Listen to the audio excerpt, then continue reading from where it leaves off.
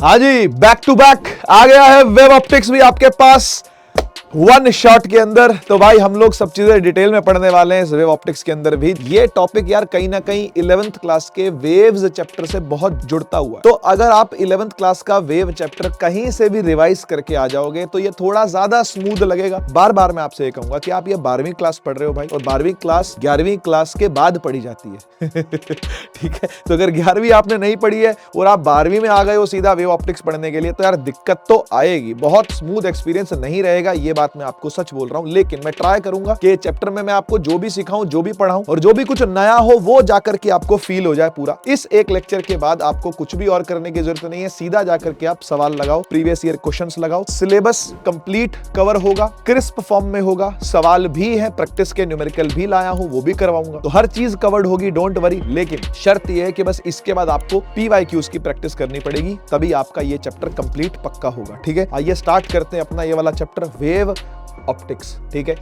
Notes अगर आपको चाहिए बेटा तो मेरा टेलीग्राम आप ज्वाइन कर लेना। जैसे ही ये रिकॉर्डिंग आप तक पहुंचेगी, डिस्क्रिप्शन खोल करके देखोगे, लिंक भी लगा मिल जाएगा आपको टेलीग्राम का। वहां पे जाके आप मेरे टेलीग्राम को ज्वाइन करो और वहां पर आपको नोट्स मिलेंगे और भी लाइव अपडेट्स मैं उसके साथ शेयर करता रहता हूं, तो आप जाकर के मेरे साथ जुड़ सकते हो टेलीग्राम पर। ठीक है, आइए यार, हम जैसा कि जानते हैं लाइट के बारे में, लाइट को जब मैंने रे ऑप्टिक्स बताया था तो उससे पहले ये चीज बताई थी कि लाइट का डुअल नेचर होता है। ठीक है ना, लाइट दोनों तरीके का बिहेवियर दिखाती है। लाइट एक रे की तरह यानी पार्टिकल की तरह भी बिहेव करती है और लाइट एक वेव की तरीके से भी बिहेव करती है। यहां पर हम लाइट का वेव नेचर पढ़ने वाले हैं।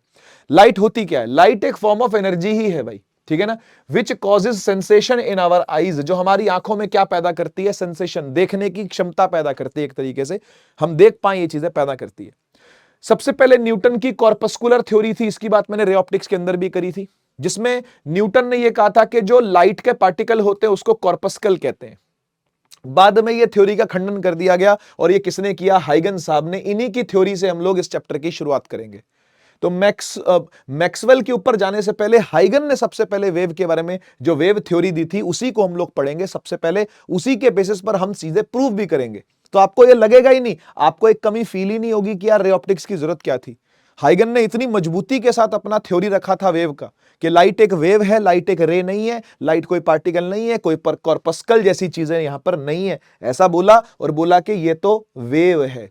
और मैक्सवेल ने इसको फर्दर प्रूव किया, उसने बताया कि इलेक्ट्रोमैग्नेटिक वेव होती है लाइट। तो इलेक्ट्रोमैग्नेटिक थ्योरी जो थी वो यही बताती है कि light is an electromagnetic wave. ये एक्सेलरेटेड चार्ज से प्रोड्यूस हो सकती है, जो आपने इसके पिछले वाले चैप्टर में देखा था, जो EM वेव्स था, रे ऑप्टिक्स के पहले वाला चैप्टर। ठीक है ना, फिर प्लांक की क्वांटम थ्योरी बाद में फिर से रीस्टेब्लिश करती है इस बात को कि लाइट जो है वो फोटॉन से मिलकर के बनी हुई है, यानी फिर से पार्टिकल आ गए। ठीक है ना, तो ये डुअल नेचर है। पहले लोग पार्टिकल मानते थे, फिर काफी सालों तक वेव माने जाने लगा, फिर बाद में फिर बोल दिया कि पार्टिकल है। तो भाई ये लड़ाई कब तक चलती रहेगी? तो फिर डी ब्रॉय साहब ने बोला, अभी आपको अगले चैप्टर में जानना है, जो इसका नेक्स्ट चैप्टर होगा डुअल नेचर, वहां आपको जानने को मिलेगा कि डी ब्रॉगली ने इनके बीच में लड़ाई को सुलझा दिया। बोला कि भाई सुनो, ऐसा भी तो हो सकता है ना कि लाइट दोनों ही हो, या फिर लाइट दोनों में से कुछ भी ना हो। सभी चीजें ऐसी हैं कि जो वेव नेचर भी दिखाती हो और पार्टिकल नेचर भी दिखाती हो। ये डिवाइसिव फैक्टर्स बंद कर दो। ठीक है ना, ये डिवाइड एंड रूल बंद कर दो। ठीक है ना, ये जोड़ो तोड़ो की राजनीति बंद करो। कह रहे क्या पता वो चीज ही ऐसी हो जो दोनों ही नेचर हमेशा से दिखाती रही हो। ठीक है ना, तो डी ब्रॉय ने डुअल थ्योरी दी थी फिर लाइट की। ठीक है, जिसके बेसिस पर एस्टेब्लिश कर दिया गया कि यस, लाइट रे नेचर भी दिखाती है, यानी पार्टिकल नेचर भी दिखाती है, और ये वेव नेचर भी दिखाती है। इस प्रकार से इलेक्ट्रोमैग्नेटिक वेव, जैसा हमने EM वेव्स में पढ़ा था, जिसमें इलेक्ट्रिक फील्ड का वेक्टर मैग्नेटिक फील्ड का वेक्टर ऐसे ऑसिलेट करता हुआ चलता है। याद है ना ये वाला डांस? ठीक है, तो ये चलता है, इसी को हम लोग EM वेव्स बोलते हैं। यही हमारी लाइट भी है, one of the EM wave ही है लाइट भी। ठीक है, कुछ चीजें रे से समझाई जाती हैं और लगभग सारी ही चीजें वेव से समझाई जाती हैं। देखो, रेक्टिलिनियर प्रोपगेशन तो हम देख ही लेंगे, ये भी वेव से समझा देंगे, इसको रे से भी समझ में आता है, ये वेव से भी समझ में आता है। रिफ्लेक्शन, रिफ्रैक्शन, डिस्पर्जन आपने पिछले चैप्टर में पढ़ा था, क्या वो रे से समझाया जा सकता था? यस, पार्टिकल मान के हमने उसको समझाया है, प्रूफ भी किया है ना, लेकिन इसको वेव से भी समझा सकते हैं। वेव नेचर से भी ये तीनों चीजें समझाई जा सकती हैं। हम इन दो चीजों को तो प्रूफ भी करेंगे, प्रूफ भी है हमारे सिलेबस में इसका। ठीक है ना, इसके अलावा इंटरफेरेंस, डिफ्रैक्शन, पोलराइजेशन, लाइट ये भी दिखाती है, और ये सिर्फ और सिर्फ वेव में ही देखने को मिलता है। रे नेचर इसको प्रूव ही नहीं कर पाता। आप बताओ, अब बताओ क्या बोलोगे, लाइट रे है कि वेव है? तो ज्यादा स्थापना इस बात की यहां पर हो रही है ना कि भाई वेव, और चैप्टर का नाम भी यही है। तो चैप्टर में अगर मैं आपको दोगला बनता दिखूं कि सर पहले आप रे रे रे कर रहे थे, अब आप वेव वेव वेव कर रहे हो, तो हाँ भाई मैं नरेटर हूं इस चैप्टर का, मुझे नरेशन की जिम्मेदारी दी गई है। अगर आप वेव ऑप्टिक्स मुझसे पढ़ने आए हो तो आप क्या एक्सपेक्ट करते हो कि मैं यहां पे रे की तारीफ कर रहा हूं, वेव की बुराई कर रहा हूं? नहीं, रे चैप्टर में रे की तारीफ करूंगा, वेव चैप्टर में वेव की तारीफ करूंगा। ठीक है ना? तो मेरा रोल चेंज हो गया ना, मैं इस टाइम पर नरेशन कर रहा हूं वेव थ्योरी की, मैं वेव की कहानी आपको सुना रहा हूं, तो मैं वेव की तारीफ करूंगा ऑब्वियसली, मैं रे की तारीफ नहीं करूंगा। तो बात यहां पर यह है कि वेव से सब समझाया जा सकता है, फिर रे की जरूरत क्या है? तो ये आप डिसाइड करो क्या जरूरत है रे की। ठीक है, वैसे नेक्स्ट चैप्टर में इस चीज को पढ़ेंगे, कंफ्यूज ना होना, ठीक है ना? नेक्स्ट चैप्टर जब आएगा डुअल नेचर, तो हम इस चीज को समझेंगे कि कैसे कुछ ऐसे फिनोमिना भी हैं जो वेव से समझाए नहीं जा सकते, जैसे फोटो इलेक्ट्रिक इफेक्ट उसमें से एक आएगा। ठीक है ना? तो अभी के लिए हम लोग, ये आपके सिलेबस में नहीं है, पोलराइजेशन कट चुका है, ठीक है ना? डिस्पर्जन का भी ऐसा कुछ सिलेबस में आपके नहीं है, लेकिन बाकी सब चीजें सिलेबस में है, तो एक एक करके सबको जानेंगे। आओ देखो, विजिबल लाइट की प्रॉपर्टी क्या क्या है, जो आंखों से दिखती है लाइट, उसकी प्रॉपर्टी क्या क्या है? कि एक तो वो रेक्टिलिनियर प्रोपगेट करती है, यानी वो सीधा सीधा आगे बढ़ती है, फॉरवर्ड मूव करती है लीनियरली। ठीक है ना? जैसे ये लाइट इस तरीके से रे के फॉर्म में ऐसे दिखाई जाते हैं ना, बस उसी को ऐसे ही बोल रहे हैं। ठीक है ना? स्पीड ऑफ लाइट जो है वो स्पीड ऑफ ईएम वेव ही है, और वो क्या होती है? 3 × 10⁸ मीटर पर सेकेंड, जिसको हम लोग सी लिखते हैं। याद है कि नहीं? याद है कि नहीं? सी लिखते हैं इसको, यस। ठीक है, ईएम वेव थ्योरी कहती है light is made up of EM wave, ये मैक्सवेल वाली है ईएम वेव, जिसमें ऑसिलेटिंग इलेक्ट्रिक फील्ड के और मैग्नेटिक फील्ड के क्या होते हैं? वेक्टर्स होते हैं, ये वाले। ठीक है ना? तो ये आपको पहले से मैंने बता दिया है। ठीक है ना? यही प्रॉपर्टीज हैं विजिबल लाइट की। आइए अब चलते हैं हाइगन साहब की वेव थ्योरी पर। हाइगन साहब क्या बोलते थे? देखो, बहुत ही सुंदर बात बोली हाइगन ने। हाइगन ने कहा कि each point on a wave front acts as a source of secondary disturbance या wavelets which travel uniformly in all directions with the speed of light। अब इस लाइन का मैं आपको मतलब समझाता हूं क्या है। भाई ने ये बोला, कह रहा सपोज करो एक सोर्स है लाइट का, जैसे यहां पे एक सोर्स बना हुआ दिख रहा है, ये येलो कलर का डॉट, एक सोर्स बना हुआ है। ठीक है ना? ये सोर्स क्या कर रहा है? ये लगातार लाइट एमिट कर रहा है। किस फॉर्म में? वेव की फॉर्म में। बोले अच्छा, वेव की फॉर्म में एमिट कर रहा है। हाँ, कैसे एमिट कर रहा है? ऐसे ऐसे, ये दिख रहा है आपको, ऐसे ऐसे ऐसे ऐसे ऐसे ऐसे ऐसे ऐसे ऐसे ऐसे ऐसे ऐसे ऐसे ऐसे ऐसे ऐसे ऐसे ऐसे, ये क्या कर रहा है? एमिट कर रहा है लाइट को। ठीक है, अब जो ये लाइट एमिट हो रही है यहां से, ऐसे ऐसे ऐसे ऐसे ऐसे ऐसे ऐसे ऐसे, इसने बोला कि इन सब का ना फॉरवर्ड एनवलप ले लो। क्या ले लो? इन सब का फॉरवर्ड एनवलप ले लो। फॉरवर्ड एनवलप का मतलब होता है ऊपर की सतह ले लो, इसकी ऊपर ऊपर की सतह ले लो, बस इस ऊपर वाली सतह को बोलते हैं वेव फ्रंट। क्या बोलते हैं बेटा? Wave front.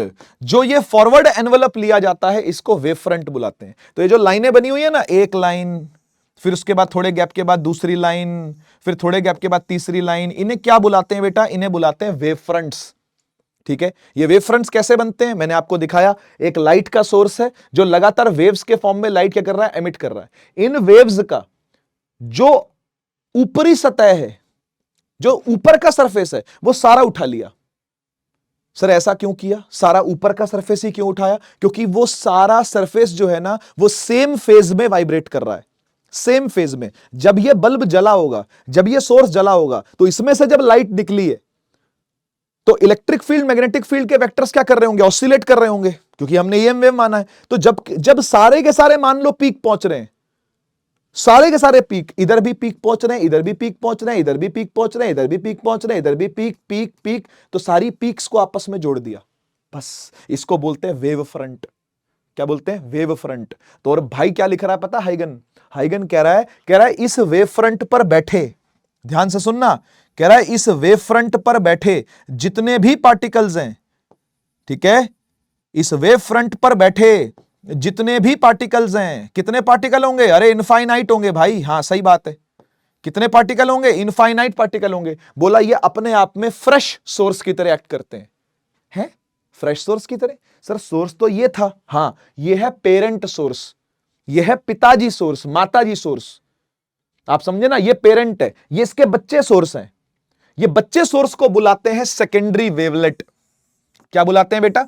सेकेंडरी डिस्टरबेंस या सेकेंडरी वेवलेट। तो वेव फ्रंट पर पाए जाने वाले जितने भी ये बच्चे हैं, बच्चे छोटे छोटे बच्चे दिख रहे हैं आपको, ये अपने आप में नए सोर्स हैं। नए सोर्स हैं तो सब अपनी अपनी खुद की वेव निकालेंगे, अपनी अपनी खुद की वेव निकालेंगे, अपनी अपनी खुद की वेव निकालेंगे, अपनी अपनी खुद की वेव निकालेंगे, अपनी अपनी खुद की वेव निकालेंगे। फिर ये सारा ऊपरी सतह जोड़ दी जाएगी, हाँ या ना? बोलेंगे फिर से एक वेव फ्रंट आ गया, इसको सेकेंडरी वेव फ्रंट बोल देंगे। फिर इस वेव फ्रंट पर पाए जाने वाले सारे पोते पोतियां, अरे भाई दादाजी बन चुके हैं अभी, इनके बच्चे आ गए, उनके आगे से बच्चे आ गए हैं, समझो, है ना? उनके आगे से बच्चे आ गए हैं। ये बच्चे अब अपने आप में अपना साम्राज्य फैलाएंगे। बात समझ गए ना? क्या ऐसा ही होता है कि नहीं होता, है ना? एक बूढ़ा दादा होता है भाई, है ना? एक बूढ़ा दादा होता है, उस बूढ़े दादे के 4 बच्चे हुए, आगे से वो 4 बच्चों के मान लो सबके 3-3 बच्चे और हो गए, तो वो आगे से क्या करेंगे? अपना अपना साम्राज्य फैलाएंगे ना भाई, अपनी अपनी नौकरी पकड़ेंगे, अपना अपना घर बसाएंगे, अपना अपना आगे परिवार बनाएंगे। बात सही है कि नहीं? तो यही हो रहा है यहां पर भी, ऐसा समझना, ठीक है ना? तो ये समझाया किसने? हाइगन ने। होपफुली आपको समझ में आया होगा।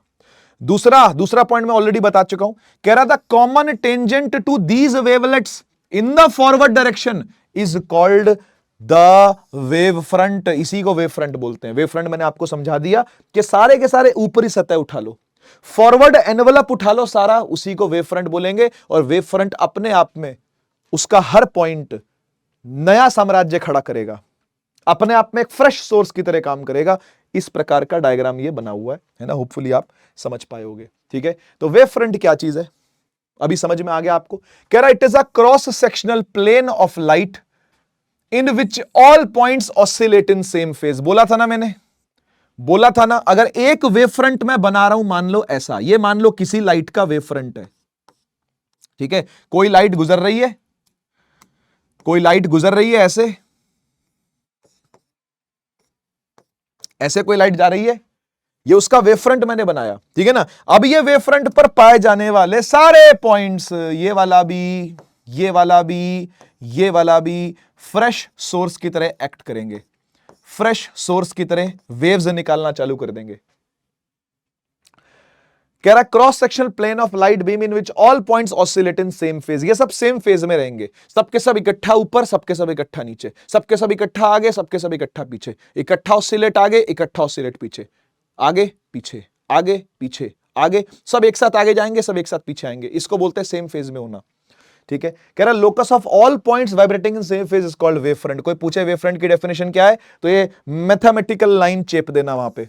लोकस का मतलब होता है जोड़ देना, एक तरीके से उनको सरफेस दे देना, एक तरीके से एनक्लोज्ड कर लेना, उसको लोकस बुलाते हैं। कह रहा locus of all the points vibrating in the same phase, जो सेम फेज में वाइब्रेट कर रहे होंगे, उनको वेव फ्रंट बुलाते हैं। और वो सेकेंडरी सोर्स का काम करते हैं, फिर उस पर पाए जाने वाले सारे पॉइंट्स, ठीक है जी? कुछ वेव फ्रंट्स के एग्जांपल देख लो बेटा। अगर एक पॉइंट सोर्स हो, ध्यान से सुनना, अगर एक पॉइंट सोर्स होता है, ठीक है, तो फिर स्फेरिकल वेव फ्रंट्स होंगे, गोल गोल गोल, जैसे मैंने सबसे पहले यहां बनाए थे, जैसे मैंने सबसे पहले यहां बनाए थे, देखो यहां बने हुए हैं, गोल गोल वेव फ्रंट होंगे, ठीक है ना? कि मतलब ये बल्ब है, पॉइंट सोर्स क्या, ये बल्ब है, इस बल्ब में से लाइट निकल रही है, तो वेव फ्रंट ऐसे स्फेरिकल, और बड़ा स्फेयर, और बड़ा स्फेयर, और बड़ा स्फेयर, ऐसे बनता जाएगा, देख सकते हो आप, ठीक है? ठीक है? और जो लाइट रे निकलेगी ना, वो हमेशा इसके परपेंडिकुलर निकलती है। वेव फ्रंट के परपेंडिकुलर निकलेगी जो लाइट, वही लाइट रे बन रही है यहां पे, है ना? रे की फॉर्म में भी इमेजिन कर पाओगे आप, सही बात है कि नहीं? रे की फॉर्म में भी इमेजिन हो पा रहा है। अच्छा, अगर सीधी लाइट आ रही है, जैसे ये था पॉइंट सोर्स, ये है प्लेनर सोर्स, मान लो कैसा सोर्स है लाइट का? प्लेनर सोर्स ऑफ लाइट है, कि भाई ऐसे लाइट आ रही है, ऐसे ऐसे ऐसे ऐसे, ठीक है? ऐसे लाइट रेज आ रही है मान लो, तो वेव फ्रंट ऐसे ऐसे ऐसे ऐसे प्लेनर बनेंगे, प्लेन्स बनेंगे सारे, ठीक है ना? कुछ कुछ कुछ कुछ गैप पर प्लेन्स बनेंगे, ठीक है? ध्यान रखना। अच्छा, यहां पर आ जाओ, अगर कोई लीनियर सोर्स है, तो लीनियर सोर्स कौन हो सकता है? ट्यूबलाइट। एक ट्यूबलाइट क्या है? लीनियर सोर्स है। ट्यूबलाइट में से जब लाइट निकलती है तो आपको पता है सिलिंड्रिकल निकलेगी वो, है ना? तो वेव फ्रंट कैसे बनेंगे? सिलिंड्रिकल बनेंगे। जैसे मान लो ये है, ठीक है ना, यहां से लाइट निकली, ऐसे भी, ऐसे भी, ऐसे भी, ऐसे भी, ऐसे भी, ऐसे भी, ऐसे भी, ऐसे भी, ऐसे भी, ऐसे भी, तो सब दिशाओं में निकल रही है। सबको एक बार कर्व ले लो, अगर आप सबका अगर फॉरवर्ड एनवलप घुमा लोगे, एक बार आप लोकस घुमा लोगे, अगर सबका सरफेस घुमा लोगे सबका, तो सिलेंडर ही तो आएगा, सिलेंडर ही तो आएगा बेटा, है ना। तो ऐसे ही सिलेंडर, फिर ये नए फ्रेश सोर्स ऐड करेंगे, फिर उसके आगे वाला सिलेंडर और बड़ा, फिर और बड़ा, फिर और बड़ा, इस तरीके से वेव फ्रंट, WF का मतलब है वेव फ्रंट कैसा होगा, सिलेंड्रिकल होगा, ठीक है ना। और लाइट आप देख सकते हो, लाइट की रे जब निकलेगी तो ऐसे निकलेगी 90 डिग्री पर चीरती हुई, ठीक है ना। यहां पर भी देखो 90 डिग्री पे ही चीर रही है।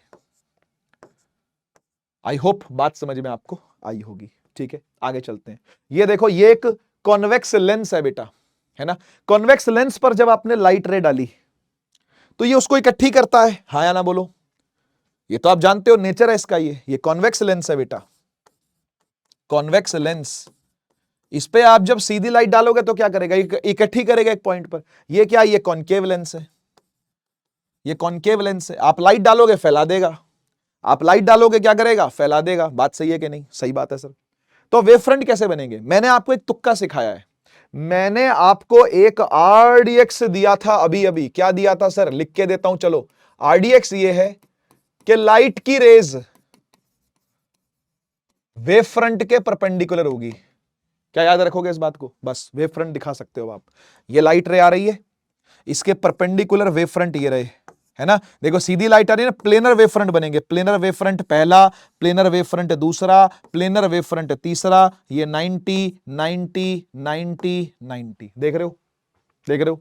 अब ये लाइट आके इस पे गिरी, ये कन्वर्ज हो रही है, कन्वर्ज हो रही है, तो फिर इसका 90 कैसा बनेगा, ऐसा कर्व्ड बनेगा। ये रहा 90 90 90 90, ठीक है ना। ऐसे कर्व लेता हुआ 90 बनेगा, यानी ऐसा लगेगा कि ये वेव फ्रंट भी क्या कर रहे हैं, कन्वर्ज हो रहे हैं।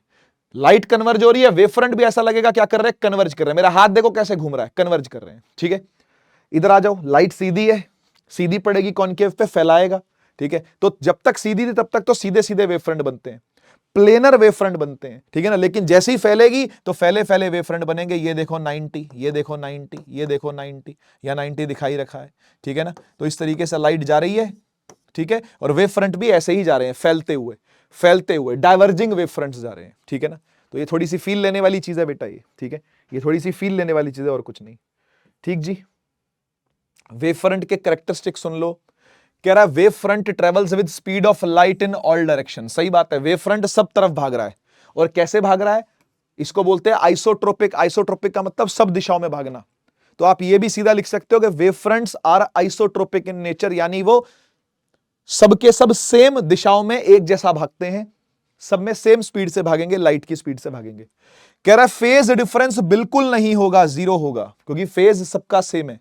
जब फेज सेम होता है, या फेज सेम का मतलब क्या होता है, सब एक साथ उठे, सब एक साथ बैठ गए, सब एक साथ पीक पे गए, सब एक साथ नेगेटिव पीक पे आ गए, सब एक साथ जीरो पे आ गए। भाई वाइब्रेशन होती है ना, बात को समझना, वाइब्रेशन होती है ना। तो सेम फेज का मतलब होता है सबके सब सेम एम्पलीट्यूड पे हैं, फिर सबके सब सेम नेगेटिव एम्पलीट्यूड पे हैं, फिर सबके सब सेम जीरो पे हैं। इसको बोलते हैं सेम फेज में होना। तो कोई फेज डिफरेंस नहीं होगा, है ना। इफ फेज इज सेम, यहां देखो, यहां देखो, if phase is same then there will be no phase difference, delta phi will be zero, yes और नो।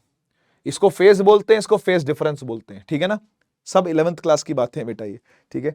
कह रहा normal to the wave front represents a ray of light, ये मैंने आपको ऑलरेडी बता दिया। कह रहा wave front travel in the forward direction in a medium, कभी भी मीडियम में पीछे को नहीं भागेगा वेव फ्रंट, आगे को भागेगा। जिस तरफ लाइट जा रही होगी उस तरफ वेव फ्रंट भागता है, ठीक है। क्लियर हो गई बात, इजी चीजें हैं, ठीक है। आइए अब रिफ्लेक्शन का प्रूफ आपको दे देते हैं। यहां पे मैंने एक छोटा सा डायग्राम बना रखा है, आपको भी मैं सिखा देता हूं कैसे ये बनाना है, बहुत सिंपल है। देखो आप क्या करोगे, आप एक सीधी लाइन डालोगे जो कि एक मिरर की तरह या सरफेस की तरह एक्ट करेगी, ठीक है। अब इसके ऊपर आपने लाइट रे डाली, दिस इज लाइट रे नंबर 1, दिस इज लाइट रे नंबर 2।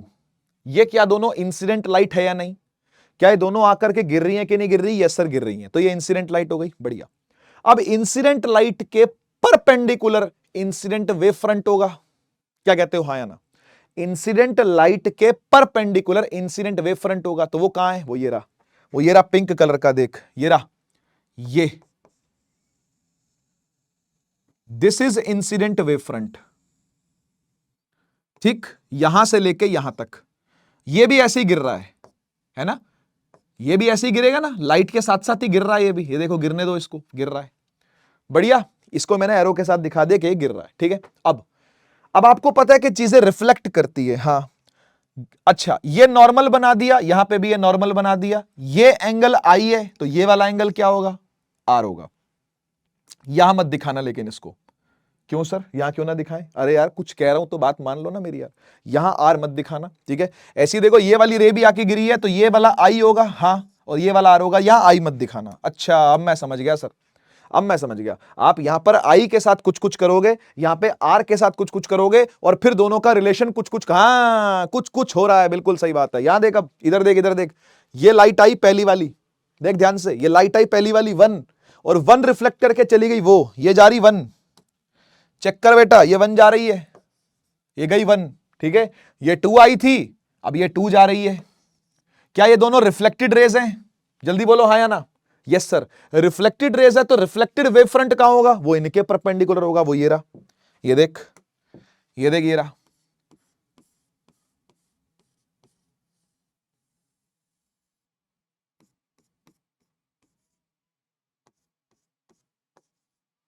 समझ पा रहे हो। तो ऐसे वेव फ्रंट गिर रहे हैं, ठक ठक ठक ठक ठक, काफी सारे होंगे, मैंने एक ही दिखाया, बस मैंने एक ही दिखाया, बिल्कुल कोने वाला, क्योंकि इसके बाद तब्दीली होगी, इसके बाद ये वेव फ्रंट ऐसे आता आता ऐसे हो जाएगा, समझ लो ना, ऐसे आ रही है वेव्स, देख वेव फ्रंट ऐसे आ रहे हैं, ठक ठक ठक ठक ठक ठक ठक ठक ठक, टकराया, ठक ठक ठक ठक ठक ठक ठक ठक ठक, ऐसे चले गए, ठीक है ना, ये है मतलब, ये ऐसे ऐसे ऐसे ऐसे ऐसे, और फिर ऐसे ऐसे ऐसे ऐसे करते हुए चले गए, ठीक है। हटा देता हूं इसको, कुछ ज्यादा ही विजुअलाइज हो गया आपको, है ठीक है, क्लियर। अब आइए कुछ ज्योमेट्री ले ले यहां पर, क्योंकि ज्योमेट्रिकली प्रूव करना है सब चीजों को, है ना। तो आओ ज्योमेट्री से शुरू करते हैं, इसको ले लो ए, इसको ले लो बी, इसको इसको इसको ले लो बी, इसको ले लो सी, और इसको ले लो डी, बहुत है, ठीक है। आइए यहां पर बेटा आपको 2 ट्रायंगल दिख रहे हैं, कौन कौन से, ये राइट एंगल ट्रायंगल, ये वाला, एक है ट्रायंगल ए बी डी, ध्यान से देखना, एक है ट्रायंगल ए बी डी, और दूसरा ट्रायंगल जो आपको देखना है वो है ए सी डी, ए सी डी। मैं आपसे पूछता हूं, क्या एडी एडी कॉमन है, यस, एडी एडी कॉमन, ठीक, अच्छा। अब इधर ध्यान से देखना बेटा, अगर ये आई है तो ये होगा 90 माइनस आई, क्योंकि ये 90 होता है, ये 90 है, देख ध्यान से, है ना, ये 90 है तो ये 90 माइनस आई हो गया, यस सर। अगर ये 90 माइनस आई है तो फिर ये बचा हुआ क्या है, देखो ये भी 90 है, तो फिर ये बचा हुआ क्या होगा, ये भी आई ही होगा, बात समझो, है ना। ऐसे ये देखिए ये आर है, हाँ सर, तो फिर ये क्या होगा, ये सर 90 माइनस आर होगा, यस, तो फिर ये क्या है, ये भी आर है, बढ़िया, ठीक है। तो अल्टीमेटली अपने को जब भी रिफ्लेक्शन प्रूव करनी होती है, हमें यही तो प्रूव करना होता है कि आई और आर क्या है, इक्वल है। तो ये इक्वल कब प्रूव होंगे, ये इक्वल तब प्रूव होंगे जब ये दोनों ट्रायंगल कॉन्ग्रेंट प्रूव हो जाएंगे, बात को समझना। जब ये दोनों ट्रायंगल कैसे प्रूव हो जाएंगे, कॉन्ग्रेंट प्रूव हो जाएंगे। तो हम इसको कॉन्ग्रेंट कैसे प्रूव करेंगे, आओ सुनो। तो देखो भाई, इसके अंदर एक तो आपका ये जो एंगल है ये 90 है, ये चेक करो, है ना, ए बी डी और ए सी डी, ये दोनों 90 है। Angle A B D angle A C D के इक्वल है, यानी ये 90 डिग्री है, ठीक है ना। अब तीसरी चीज अगर प्रूव हो जाती है यहां पर, तो साइड एंगल साइड से हम लोग क्या कर लेंगे, कॉन्ग्रेंट प्रूव कर लेंगे दोनों को, तब आई और आर बराबर हो जाएंगे। इसके लिए आपको एक कंडीशन माननी पड़ेगी, क्या कंडीशन, कंडीशन ये माननी है कि जो टाइम होगा वो दोनों रेज के लिए सेम होगा, time taken for both rays are same, दोनों रेज के लिए टाइम सेम होगा। कैसे, कौन से टाइम की बात हो रही है, टाइम की बात हो रही है जब, सुनना ध्यान से, जब रे ए को टच करके, कौन सी वाली रे की बात हो रही है, 1 वाली की, जब ए को टच करके ये यहां तक पहुंची है, बी तक, जब ए को टच करके ये बी तक पहुंची है, यानी जो टाइम लगा है ए बी जाने में, वही टाइम लगा होगा सी से डी आने में। इस बात को समझ पा रहे हो, ए से बी जाने में जितना टाइम लगा होगा, सी से डी आने में भी उतना ही टाइम लगा होगा। क्यों, क्योंकि यार आप ये बात समझो कि इस तरफ मीडियम सेम है, मीडियम में कोई चेंज नहीं हुआ तो स्पीड में कोई चेंज नहीं हुआ, और टाइम सेम नहीं होगा अगर, तो आप खुद सोचो कि ये यहां तक पहुंचेंगे कैसे, जब तक ये यहां से यहां पहुंचेगी तब तक यहां से यहां पहुंच ही नहीं पाएगी। तो ऐसा तो नहीं होता ना, रेज तो सारी सिमेट्रिकल है, ठीक है, तो दोनों के टाइम क्या होने हैं, वो बराबर होने हैं, T A B T C D के क्या होना है, बराबर होना है। तो जब तक लाइट ए से बी पहुंची तब तक ये सी से डी पहुंच गई। टाइम होता है बेटा डिस्टेंस अपॉन में स्पीड।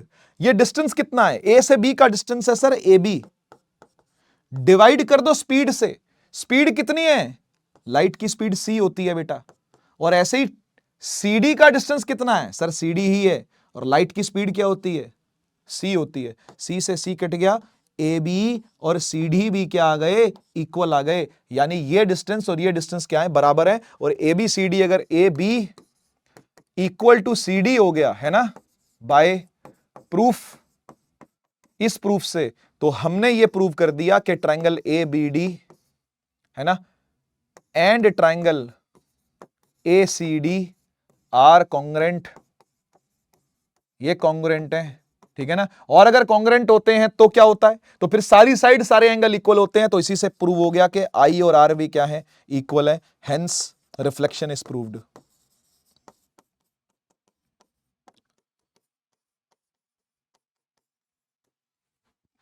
बात को समझो, है ना, तो दोनों ट्रायंगल कॉन्ग्रेंट करके यहां पर ऐसा किया जा रहा है, आई और आर को भी सेम किया जा रहा है, ठीक है। तो ये हाइगन्स थ्योरी से हमने क्या किया, रिफ्लेक्शन प्रूव करी। आइए अब रिफ्रैक्शन को भी प्रूव करते हैं। इसका डायग्राम कैसे बनेगा, बहुत सिंपल है, एक सीधी लाइन दिखानी है आपको। अब रिफ्रैक्शन में क्या होता है, ऊपर वाला मीडियम अलग होता है, नीचे वाला मीडियम अलग होता है ना। ऊपर रिफ्रैक्टिव इंडेक्स μ1 मान लो, नीचे रिफ्रैक्टिव इंडेक्स क्या मान लो, μ2 मान लो, ठीक है। ऊपर में स्पीड आप v1 मान लो कि यहां पर लाइट की स्पीड क्या है, v1 है, और यहां लाइट की स्पीड क्या है, v2 है। बेटा अलग अलग स्पीड होगी कि नहीं होगी, बिल्कुल होगी, ठीक है, पर अलग स्पीड तो होगी, पर टाइम यहां पर भी सेम होगा। टाइम क्यों सेम होता है, क्योंकि फ्रीक्वेंसी सेम रहती है बेटा, हाँ या ना। फ्रीक्वेंसी रिफ्लेक्शन में भी सेम होती है, रिफ्रैक्शन में भी सेम होती है। तो जब टाइम वहां पे इक्वल होगा, टाइम यहां पर भी इक्वल होगा। कैसे, कौन से टाइम की बात कर रहे हैं मैं आपको बताता हूं। देखो ये आई रे नंबर 1, देखियो ध्यान से, ये आई रे नंबर 1 आई, और ये ऐसे चली गई, ये रही, देखो ये रही रिफ्रैक्टेड रे, एंगल ऑफ इंसिडेंस बन गया, एंगल ऑफ रिफ्रैक्शन ये रहा, ये बन गया, ठीक है।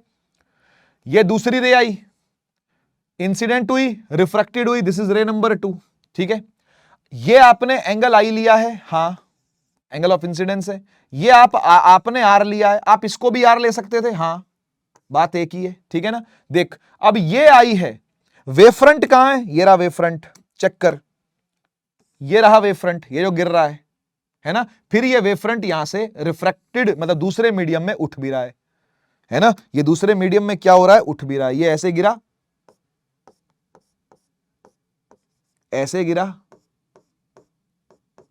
है ना, ऐसे फॉल कर रहा है ये वेवफ्रंट, और फिर यहां से फिर ये देख वेवफ्रंट टेढ़ा हो गया, होगा ही, क्योंकि लाइट ही टेढ़ी हो गई है ना भैया। जब लाइट ही टेढ़ी हो गई है तो वेवफ्रंट भी टेढ़ा होगा ही होगा, ठीक है। अब सुन, अगर ये एंगल आई है तो ये होगा 90 माइनस आई, हाँ या ना। तो फिर ये बचा हुआ क्या होगा, आई होगा।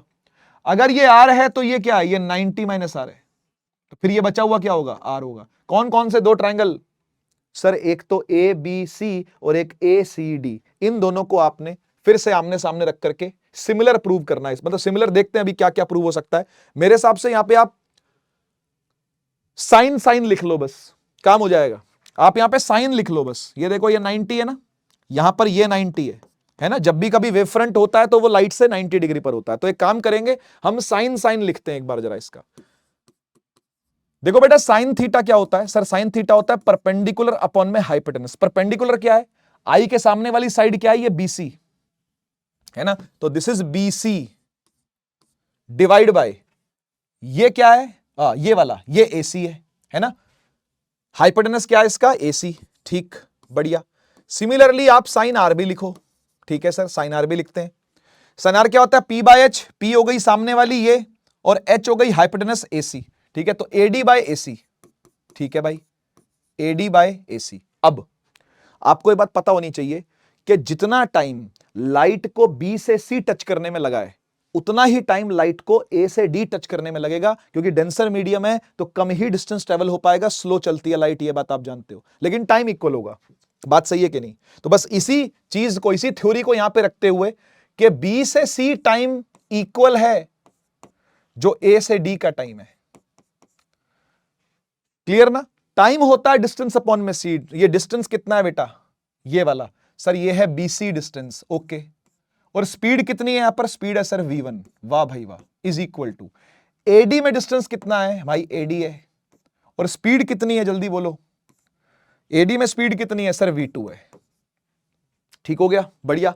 अब भाई sine I by sine R को आप कर दो डिवाइड, देखो क्या बनता है sir. Sine I divide by sine R किया तो BC बाय AC, और AD बाय AC को डिवाइड कर दिया, AC से AC कट गया, this becomes BC by AD, हाँ या ना? और BC बाय AD यहां से भी आ सकता है, देखो BC ये रहा, डिवाइड बाय AD क्या बन रहा है सर? ये बन रहा है V1 बाय V2, वाह भाई वाह, V1 बाय V2।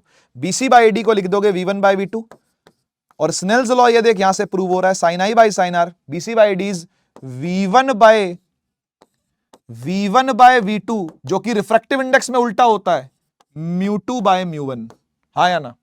भाई रिफ्रैक्टिव इंडेक्स उल्टा होता ना वेलोसिटी का, तो जो v1 यहां आएगा वो μ1 यहां आएगा, जो v2 यहां आएगा वो μ2 यहां आएगा। अब देख फाइनली क्या आ गया, μ1 चला गया साइन आई के पास, तो μ1 साइन आई,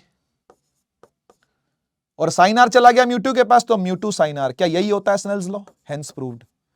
ले भाई रिफ्रैक्शन भी प्रूव हो गई, ठीक है, hence refraction of light is proved. ठीक है भाई, हजम करना, दोनों थोड़ी थोड़ी सी छोटी छोटी सी डेरिवेशन है, ठीक है, ज्यादा तगड़ी बातें इसके अंदर नहीं है, तो ये की जा सकती है, ठीक है। चलिए भाई आगे बढ़ते हैं। अब बात आती है YDSC पढ़ना है अपने को, यंग्स डबल स्लिट एक्सपेरिमेंट, तो उसके लिए थोड़ी सी भूमिका बना रहे हैं, उसके लिए थोड़ी सी थ्योरी पढ़ रहे हैं, थोड़ी सी और बातें कर रहे हैं, थोड़ी सी और चीजें सीख रहे हैं, जिसमें सबसे पहली चीज आती है, दो प्रकार के सोर्सेज होते हैं बेटा, एक होता है कोहेरेंट सोर्स, एक होता है इनकोहेरेंट सोर्स। क्या होता है सर ये?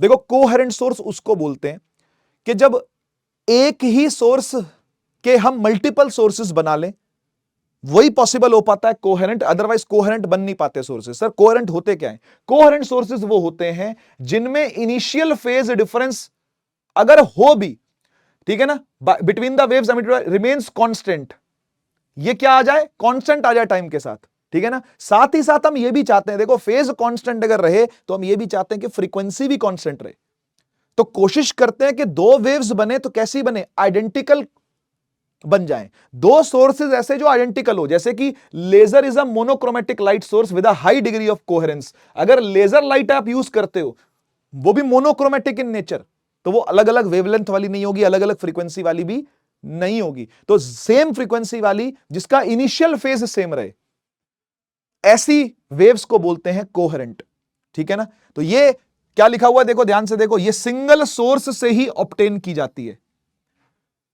नहीं तो कोहेरेंसी पॉसिबल नहीं है, कोहेरेंसी बहुत मुश्किल से आती है नहीं तो, ठीक है ना। जैसे मान लो आपने दो बल्ब फिलिप्स के थे, सेम वाट के, सेम कलर के, ठीक है ना, आपने दोनों को 220 पे कनेक्ट किया, ठीक है ना, आपने दोनों पे स्विच रख लिया, बोला 3 2 1 खट, आपने दोनों को ऑन किया। दोनों को ऑन करने के बावजूद भी वो दो सोर्स कोहेरेंट नहीं होंगे, वो सेम इनिशियल फेज कांस्टेंट उनका नहीं होगा, उनकी फ्रीक्वेंसी सेम नहीं होगी, उनका वेवलेंथ सेम नहीं होगा। क्यों नहीं होगा सर? कुछ तो डिफरेंस आएगा, आपकी उंगली दबाने में भी डिफरेंस तो है, मिली सेकेंड का भी अगर डिफरेंस आया तो भाई फेज दोनों में डिफरेंस आ जाएगा, वो अपन नहीं चाहते। समझ में आया ना? तो इसलिए कोशिश करते हैं कि सिंगल सोर्स से ही कोहेरेंसी लाई जाए। अब वो कैसे लाते हैं आगे जाके देखेंगे। इनकोहेरेंट कौन हो गया? इनकोहेरेंट वो हो गया जिसका फेज जो है वो चेंज होता रहता है टाइम के साथ, ठीक है ना, ऐसे सोर्सेस कहलाते हैं इनकोहेरेंट। तो इनकोहेरेंट सोर्सेस तो क्रिएट करना कोई बड़ी बात नहीं है, लेकिन कोहेरेंट क्रिएट करना मुश्किल होता है, ठीक है ना। आइए देखते हैं। सबसे पहले बेटा YDSC से भी पहले अपने को 11th क्लास का वेव्स चैप्टर वाला टॉपिक जो मैंने आपसे कहा था वो पढ़ना पड़ेगा, ठीक है ना। या तो आपने वो पढ़ा हुआ हो तो अब से लेकर के YDSC तक का पार्ट आप स्किप कर सकते हो इस वीडियो का, कोई जरूरी नहीं है, ठीक है। लेकिन अगर आपने नहीं पढ़ा हुआ है या रिवाइज नहीं है या ध्यान नहीं है तो फिर आपको ये वाली थ्योरी पूरी सुननी पड़ेगी और समझनी पड़ेगी और पढ़नी पड़ेगी। ठीक है, आइए स्टार्ट करते हैं बिना समय गवाए, क्योंकि इसके अंदर थोड़ा सा समय जरूर लगता है। देखो, इंटरफेरेंस का मतलब होता है बेटा कि दो वेव्स ऐसी हैं जो आ करके ऐसे मिल रही हैं।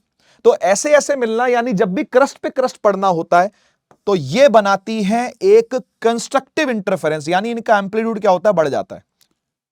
उसके बाद क्या होगा, उसके बाद ये वाली वेव अपने रास्ते और ये वाली वेव अपने रास्ते। ठीक है ना, हुआ क्या, ये दोनों आई, कंस्ट्रक्टिवली इंटरफेयर किया, इसको बोलते हैं कंस्ट्रक्टिव इंटरफेरेंस, सुपरपोज करना एक दूसरे को। ये वर्ड सुपरपोज यूज होता है, और लाइट के केस में इसको इंटरफेरेंस बोलते हैं, वेव्स के केस में इसको इंटरफेरेंस बोलते हैं। असल में क्या हो रहा है, दो वेव्स आ रही हैं, यहां से एक रस्सी है, आपने वेव जनरेट करवाई, यहां से भी करवाई, दोनों का क्रस्ट क्रस्ट आके एक दूसरे पर पड़ेगा तो कंस्ट्रक्टिव इंटरफेरेंस होती है, इसका एम्पलीट्यूड बहुत बढ़ जाएगा।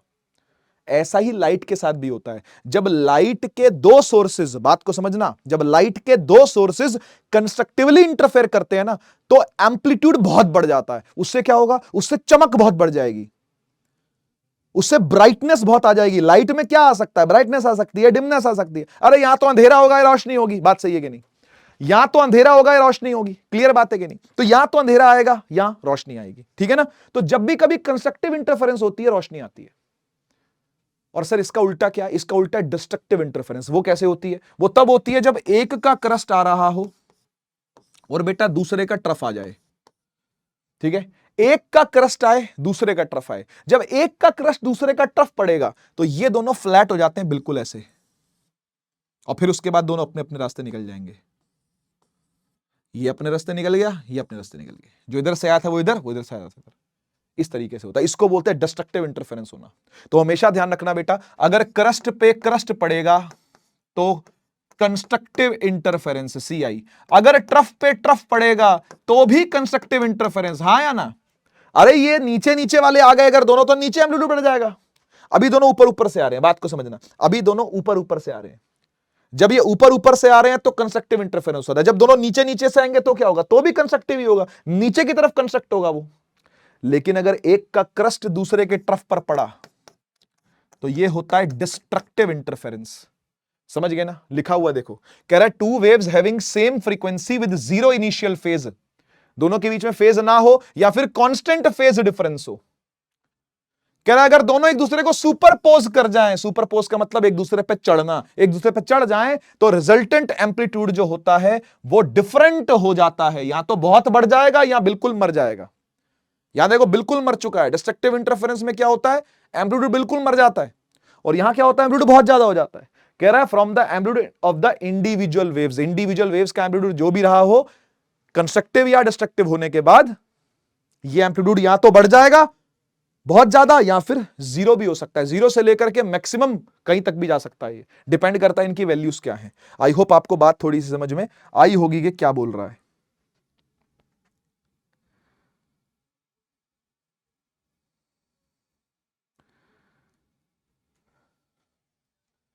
आओ फिर 11th क्लास का एक क्वेश्चन आपको करवाते हैं और थोड़ा समझाने की कोशिश करते हैं कि किस तरीके से दो वेव्स आपस में सुपर इंपोज करवाते हैं आप।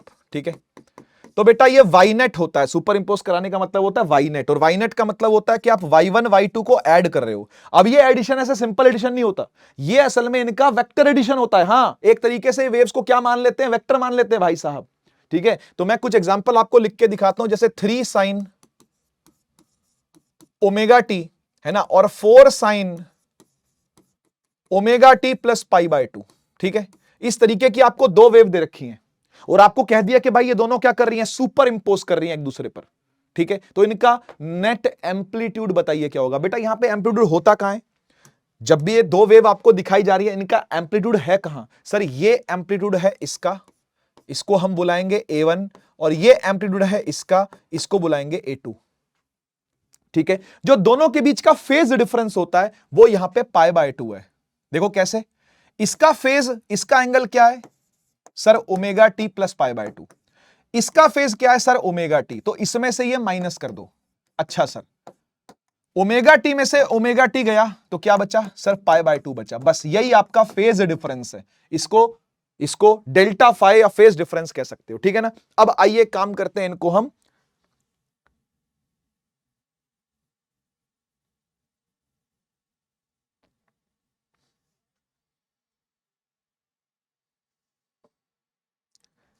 रिजल्टेंट एम्पलीट्यूड करके दिखाते हैं। देखो बहुत सिंपल होता है।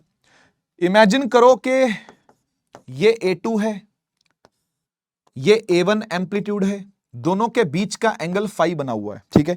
तो आपने बेटा पैरेललोग्राम लॉ लगाना है। मैंने बोला ना वेक्टर की तरह ट्रीट करना है आपने इसको, और पैरेललोग्राम लॉ लगेगा तो क्या आएगा, ये आएगा रिजल्टेंट एम्पलीट्यूड। समझ गए ना भाई, ये आएगा रिजल्टेंट एम्पलीट्यूड। आप इसका भी एंगल निकाल सकते हो, इसको अल्फा एंगल बोलते हैं। याद करो अगर वेक्टर की थोड़ी थोड़ी बातें आपको याद हो तो, ठीक है ना। अब रिजल्टेंट कैसे निकलता था याद है, रिजल्टेंट निकलता है R is equal to under root A1 square plus A2 square plus 2A1 A2 cos phi. तो फेज डिफरेंस यहां cos के अंदर आ जाएगा।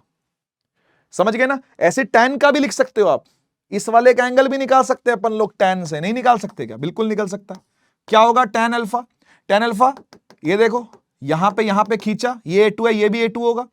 अच्छा ये फाइ होगा तो ये भी फाइ ही है ना। ये अगर हमारा फाइ है तो ये भी हमारा फाइ ही है। तो ये A2, ये A2 cos phi, A2 sin phi. तो बस कुछ नहीं है, A2 sin फाइ अपॉन में A1 plus A2 cos phi.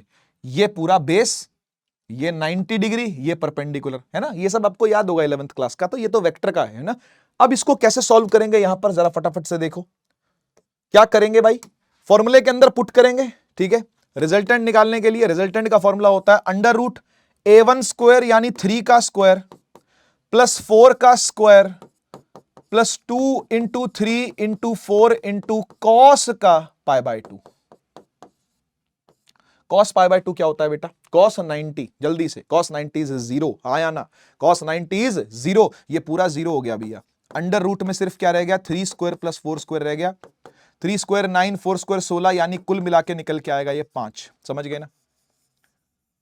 ठीक है जी। तो रिजल्टेंट एम्पलीट्यूड जो भी आएगा इन दोनों का, वो देखो 3 और 4 से बड़ा 5 है, दिख रहा है ना। तो एक कंस्ट्रक्टिव इंटरफेरेंस हुई है कहीं ना कहीं अगर आप थोड़ा सा सोचो तो, ठीक है ना। तो ये इंडिविजुअल के से अलग मिलेगा हमेशा आपको, बात यहां पर ये है। चाहो तो अल्फा भी निकाल सकते हो, लेकिन अब छोड़ो, कोई नहीं, इजी चीज है, कोई बड़ी चीज नहीं है।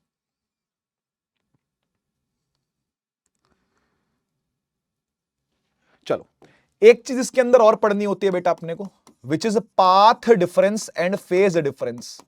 इसकी बातें बार बार होंगी। पाथ डिफरेंस डेल्टा एक्स से डिनोट होता है, और फेज डिफरेंस आपने देख ही लिया, डेल्टा फाइ से डिनोट होता है, ठीक है ना। देखो कभी भी पाथ डिफरेंस फेज डिफरेंस कैसे दिखाया जाता है, एक वेव के अंदर मैं आपको सिखाता हूं, ध्यान से देखना। ये सब 11th क्लास की चीजें चल रही है बेटा, जिनको आती हैं वो स्किप कर सकते हैं, ठीक है। मान लो कि ये आपकी एक वेव कंप्लीट हुई, ठीक है बेटा। जब भी एक वेव पूरी होती है ना, हम इसको बुलाते हैं कि हमारा 1 लैम्डा पूरा हो गया है ना। यहां से लेके यहां तक ट्रीट होता है 1 लैम्डा। अगर ये 0 है तो ये लैम्डा है। यहां पर क्या होता है सर, ये होता है लैम्डा बाय 2, आधा आ गया ना बीच में, ये हाफ लैम्डा। ये क्या है, ये लैम्डा बाय 4 है। ये क्या है, ये 3 लैम्डा बाय 4 है। Lambda by 4, lambda by 4, lambda by 4, 3 lambda by 4, ठीक है। अब इसमें फेज कैसे लिखते हैं वो भी सीखते हैं, आ जाओ। फेज लिखने का तरीका क्या होता है, देखो ये हमारा 0 फेज है, दिस इज 0 फेज। इसको बोलते हैं 2 पाई फेज। 2 पाई, जब कंप्लीट फेज पूरा हो जाता है तो 2 पाई बुलाते हैं इसको। 360 डिग्री हो गया, मतलब ऐसे घूम गया पूरा सर्कल, है ना। मतलब आगे गया, जब भी कभी ऑसिलेशन हो रही थी तो मीन से एक्सट्रीम गया, फिर मीन आया, फिर दूसरे एक्सट्रीम गया, फिर मीन आया। तो 90 degree 90 degree 90 degree 90 degree, total मिलाकर के 360 डिग्री, यानी कि 2 पाई बोलते हैं इसको। तो ये बीच वाला क्या हो जाएगा बेटा, ये बीच वाला पाई हो जाएगा। आप जानते भी हो पाई 180 डिग्री बोलते हैं, है ना। ये क्या होगा फिर, ये होगा सर पाई बाय 2, और ये क्या होगा फिर, ये होगा 3 पाई बाय 2। समझ गए, कोई दिक्कत तो नहीं। तो ये पाथ लैम्डा से बताते हैं। Path difference is actually lambda, ये लैम्डा से बताया जाता है। और फेज डिफरेंस ऐसे पाई वाई और रेडियन के अंदर बताया जाता है मोस्टली। समझ गए ना। तो अब मैं आपसे पूछता हूं कि दोनों के बीच में रिलेशन बनाना हो तो कैसे बनाओगे। पाथ डिफरेंस फेज डिफरेंस के बीच में रिश्ता कैसे बनेगा, यहां देखो जरा, इजी है, सीखो इसको। देखो आप एक बात बताओ, जब एक वेव पूरी होती है तो क्या हमारा पाथ लैम्डा होता है, हां। तब हमारा फेज क्या होता है सर, फेज होता है तब 2 पाई। जब पाथ लैम्डा तो फेज 2 पाई, हां या ना। मुझे बताओ अगर यूनिट लेमडा ले लिया मैंने, यानी यूनिट मीटर ले लिया, तो क्या ये 2 पाई बाय लेमडा नहीं होगा? हां सर, बिल्कुल सही बात है। अगर यूनिटरी मेथड लगा रहा हूं, अगर लेमडा 2 पाई के इक्विवेलेंट है, तो 1 यूनिट क्या होगा? यूनिट होगा लेमडा, नीचे आ गया, सही है। अब अगर यूनिट लेंथ पर 2 पाई बाय लेमडा होता है, तो ये बताओ कि डेल्टा एक्स पर कितना होगा? मतलब कोई भी एनी आर्बिट्ररी पाथ डिफरेंस ले लूं तो कितना होगा? सर उसी से मल्टीप्लाई कर देते हैं, 2 पाई बाय लेमडा इनटू में डेल्टा एक्स, यही है हमारा फेज का डिफरेंस। ये पूरा फॉर्मूला फेज का डिफरेंस आ गया। समझो बात को। डेल्टा फाई क्या होता है? Phase difference. डेल्टा एक्स क्या होता है? Path difference. पाथ डिफरेंस मतलब मीटर में आएगा, फेज डिफरेंस मतलब रेडियन में आएगा। तो अगर आपको यह फॉर्मूला नहीं भी याद होता ना, कोई परवाह नहीं, मैं आपको इसका एक आरडीएक्स बताता हूं, एक इसका तोड़ बताता हूं। देख, इसका तोड़ ये कि अगर ऊपर एंगल रखा है और नीचे पाथ रखा है, तो इसका रेशियो भी वैसा ही रहेगा, ऊपर एंगल रहेगा, नीचे पाथ रहेगा। बोल भाई, ये याद हो जाएगा? ये याद हो जाएगा। 2 पाई क्या है? 2 पाई क्या है? एंगल है। एंगल के सामने एंगल आएगा, डिस्टेंस के सामने डिस्टेंस आएगा, बात खत्म। ये वेव लेंथ है ना, लेंथ मतलब पाथ, पाथ मतलब डिस्टेंस, ये डिस्टेंस के सामने डिस्टेंस, ये एंगल के सामने एंगल, बस इतना तो याद रख सकता है। चल बहुत बढ़िया। आओ हम कुछ कैलकुलेशंस देखते हैं कि मैक्सिमा कैसे निकालना है और मिनिमा कैसे निकालना है, यानी कंस्ट्रक्टिव इंटरफेरेंस कैसे होगी, डिस्ट्रक्टिव इंटरफेरेंस कैसे होगी। तो इंटरफेरेंस की कुछ कैलकुलेशंस होती हैं, आइए इनको भी फटाफट से निपटाते हैं। ये सब 11th क्लास का टॉपिक है।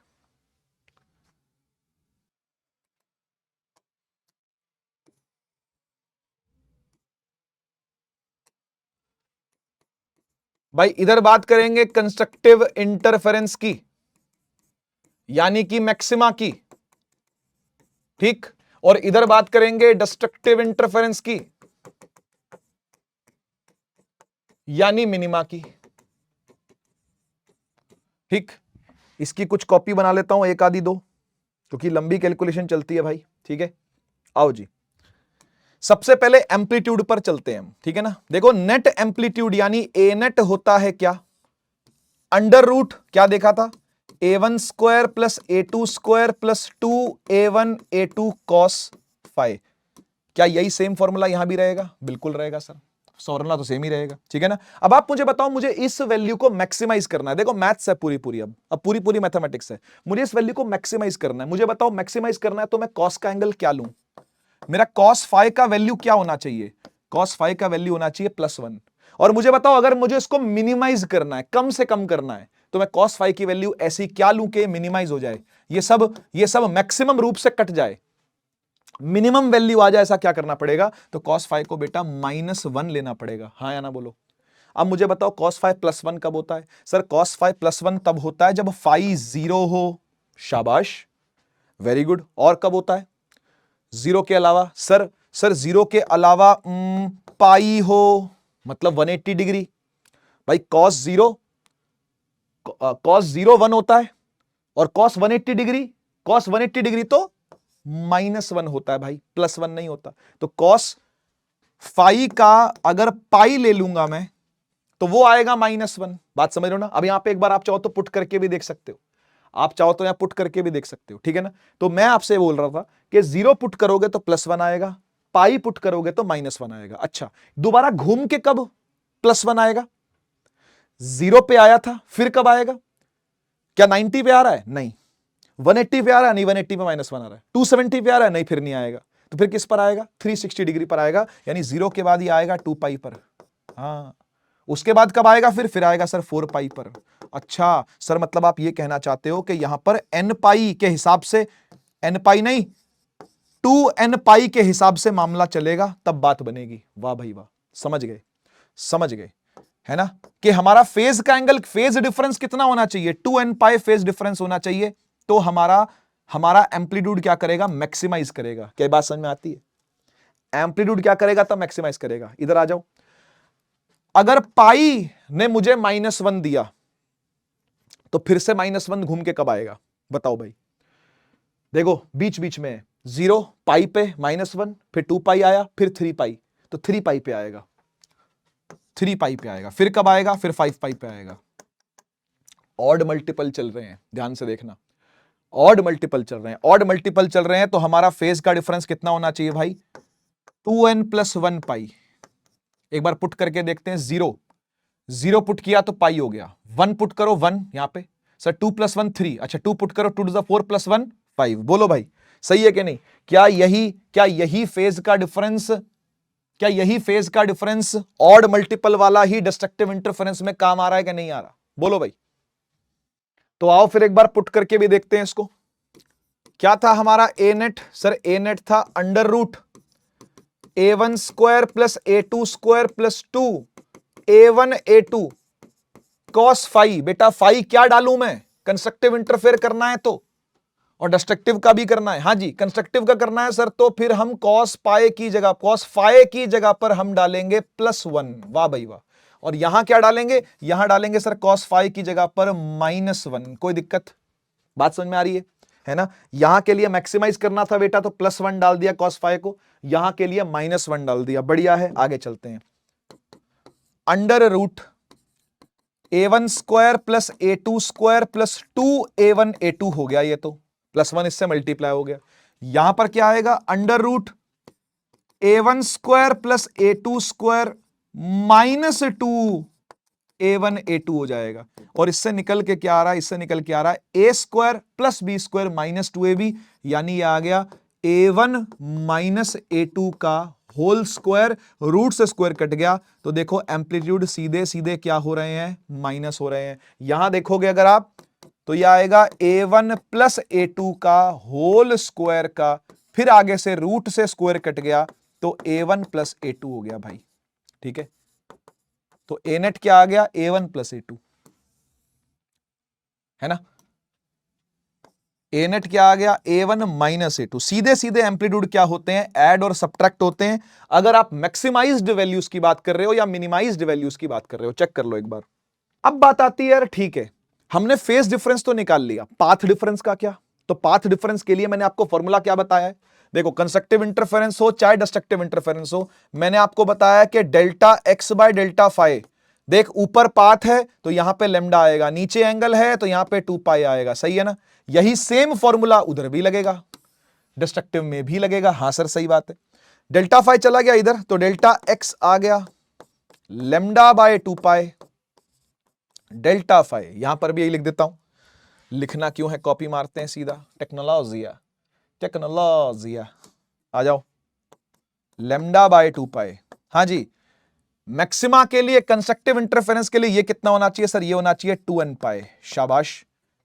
डिस्ट्रक्टिव के लिए क्या होना चाहिए सर? ये होना चाहिए 2n+1 × में पाए। बात सही है कि नहीं? ये देखो, एक का 2nπ था, कहां गया बे? एक का 2nπ था, एक का 2n+1 पाई था।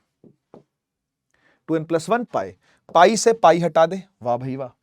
पाई से पाई हटा दे, 2 से 2 भी हटा दे, सर ये तो बच गया n लैम्डा। वेरी गुड, यही है बेटा path difference. Path difference constructive interference के लिए n लैम्डा होता है, n टाइम्स लैम्डा रहेगा अगर, यानी n लैम्डा का मतलब क्या हो गया?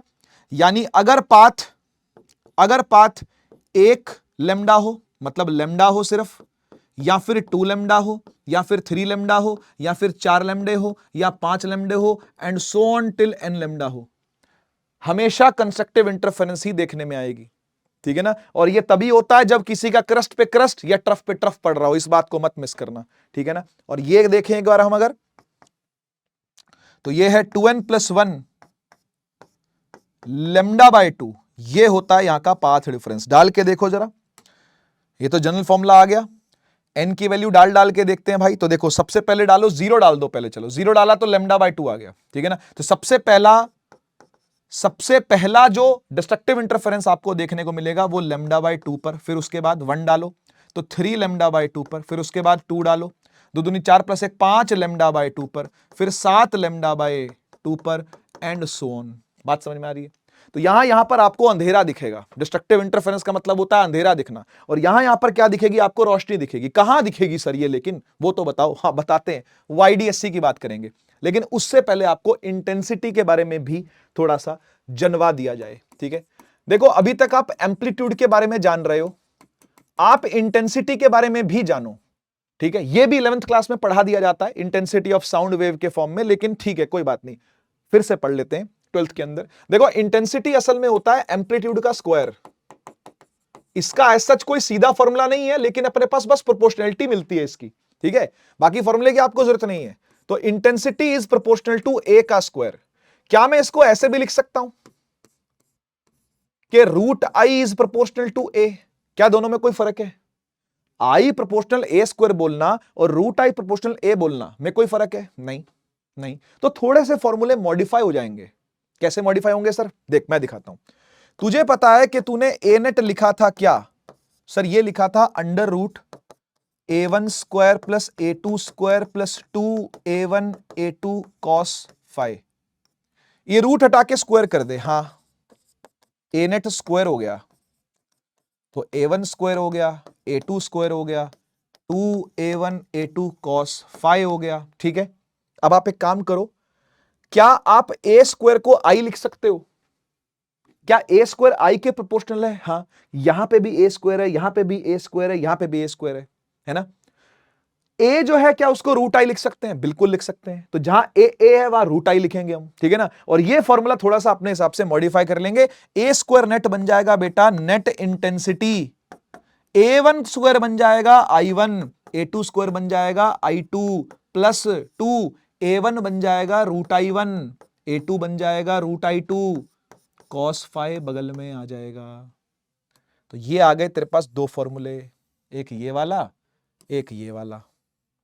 ये एम्पलीट्यूड का फॉर्मूला है ना, नेट एम्पलीट्यूड ऐसे निकलता है, नेट इंटेंसिटी ऐसे निकलती है। कोई टेंशन नहीं सर, कोई टेंशन नहीं। अच्छा अब आगे सुन, देख तूने अभी अभी पढ़ा था कि मैक्सिमा के लिए जो नेट एम्पलीट्यूड होता है वो दोनों का सीधा सीधा एडिशन है।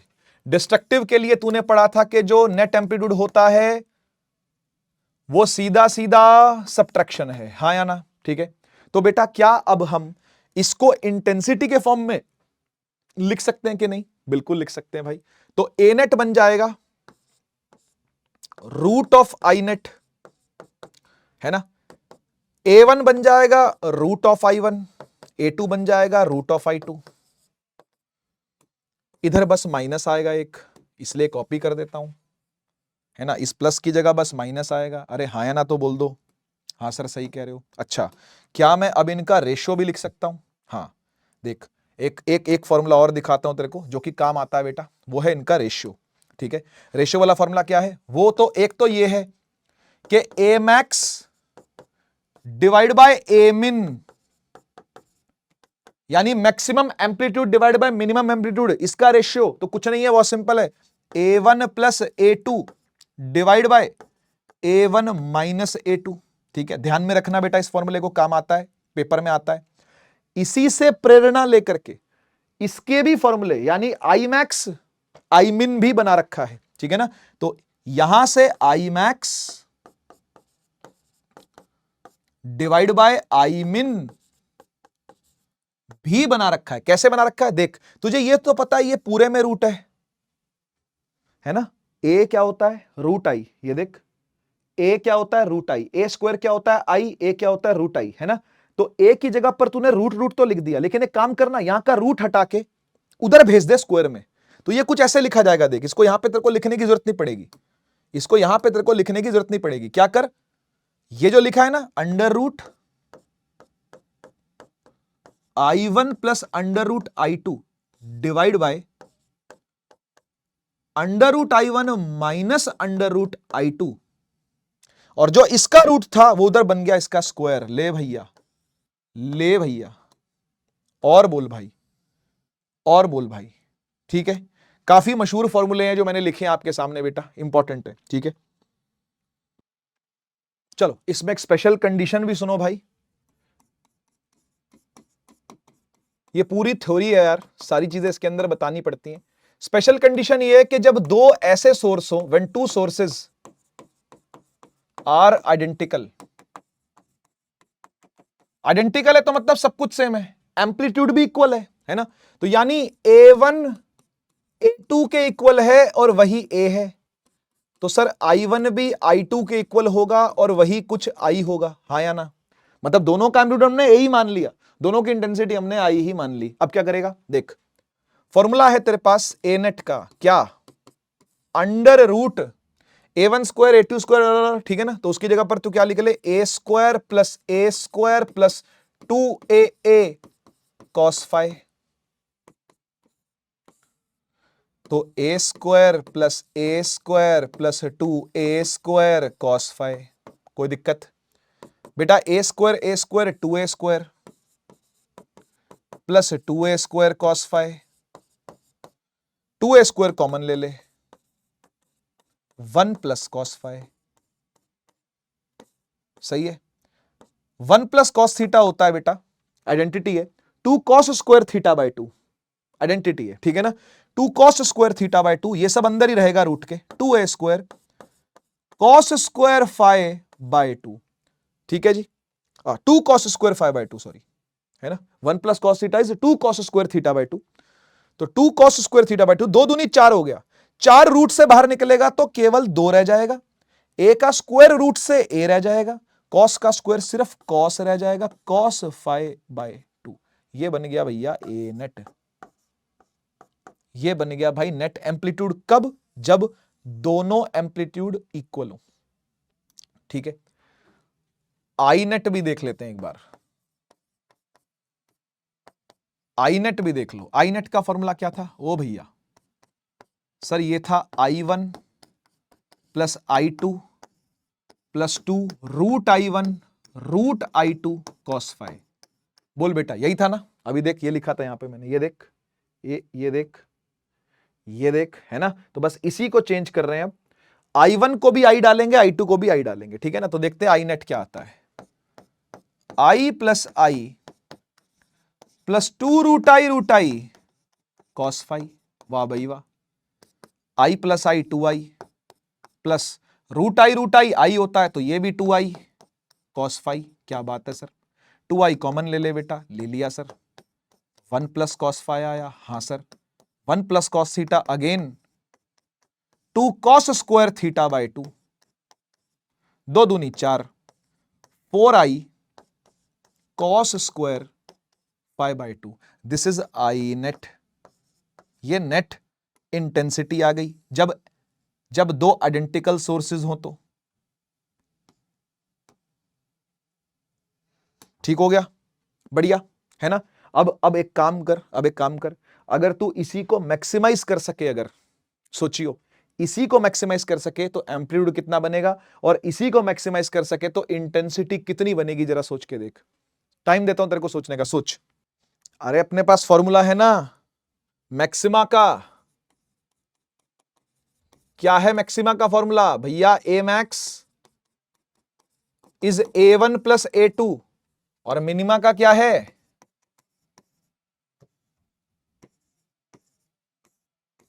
ए मिन A1 माइनस A2, है ना। तो ए पुट कर दे बेटा, इसमें दोनों ए ही तो है ना, ए 2A, देखो एम्पलीट्यूड डबल हो जा रहा है ना, एम्पलीट्यूड डबल हो जा रहा है। और ए मिन देख, ये भी ए, अरे बाप रे, ये तो 0 हो गया, अंधेरा छा गया भाई। एम्पलीट्यूड 0 होने का मतलब होता है घुप अंधेरा छा जाना, डिम भी नहीं, अंधेरा ही छा जाना, ठीक है ना। ऐसे ही आई मैक्स का क्या था, आई मैक्स क्या था, आई मैक्स का था under root I1 under root I2 का स्क्वायर। आई मिन का क्या था, आई मिन का था sir under root I1 minus under root I2 का स्क्वायर, सही है। दोनों I1 I2 इक्वल हैं, तो ये हो गया रूट I, ये भी हो गया रूट I का स्क्वायर। इधर देख ये तो 0 ही हो गया, एम्पलीट्यूड 0 है तो फिर इंटेंसिटी 0 होनी ही है भाई, इसमें कुछ सोचने वाली बात नहीं है। लेकिन फिर भी अपनी मन की तसल्ली के लिए देख लो, रूट आई से रूट आई कट के 0 हो गया, तो आई मिन भी 0 ही आएगा, यानी मिनिमम इंटेंसिटी भी कुछ नहीं होगी, अंधेरा ही छाया रहेगा, डार्कनेस दिखाई देगी आपको, ठीक है ना। और रूट आई क्या होता है बेटा, 2 रूट आई होता है ना। 2 रूट आई का स्क्वायर करेंगे तो 4 आई आ जाएगा निकल करके, ठीक है ना। तो आई मैक्स क्या आएगा बेटा, 4 गुना इंटेंसिटी हो जाती है। कहने का मतलब ये, तो चमक देख रहे हो कितनी हो जाएगी। एक सोर्स अगर कितना चमक रहा होगा, मान लो आई इंटेंसिटी से चमक रहा है, तो जब उसका आइडेंटिकल सोर्स आकर के कंस्ट्रक्टिव इंटरफेरेंस करेंगे, वो भी मैक्सिमा वाली, तो 4 गुना चमक दिखेगी। 4 गुना, यही शो कर रहा है ये, 4 गुना चमक दिख रही है। आया कि नहीं आया? क्लियर है ना? ठीक है, तो ये सारी मैथमेटिक्स बेटा लगती है कहां पर? YDSC के अंदर, है ना। तो आओ एक बार हम लोग यंग्स डबल स्लिट एक्सपेरिमेंट अब समझ ही लेते हैं, समय आ गया है। ठीक है, तो देखो क्या करते हैं कि भाई एक कार्डबोर्ड बनाते हैं, कार्डबोर्ड लेते हैं, उस कार्डबोर्ड के अंदर 2 छेद बनाते हैं। ऐसे एक छेद बना दिया ना, एक और बनाएंगे यहां, ये बन गया, देखा? एक ये, कलर चेंज करता हूं ताकि प्यारा सा दिखे आपको, है ना। एक ये छेद, एक ये छेद। क्या होगा इस छेद का? अब सुनो, देखो ये जो होल आपको दिखाई दे रहे हैं ना, इन होल्स को हम एक पेरेंट सोर्स देंगे। मतलब यहां पे हमारा पेरेंट सोर्स होगा। भाई बताओ ये क्या करेगा? ये पेरेंट सोर्स है तो करेगा क्या? पालन पोषण। हां जी बिल्कुल, ये वेव फ्रंट निकालेगा।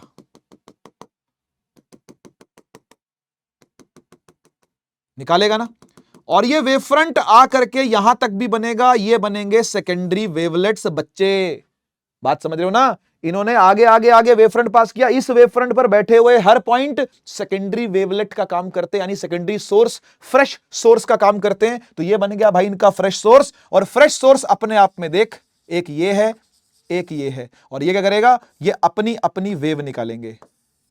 ध्यान से देखियो,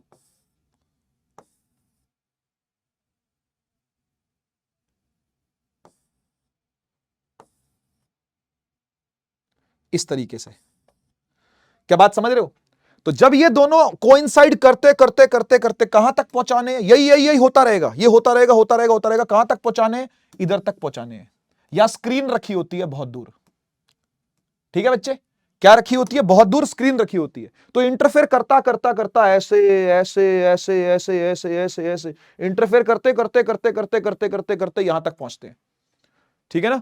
ये इंटरफेरेंस होती होती होती होती होती होती होती इस पूरे पर आपको कुछ दिखाई देना चालू हो जाएगा, कुछ कलर टाइप दिखाई देना चालू हो जाएगा यहां पर।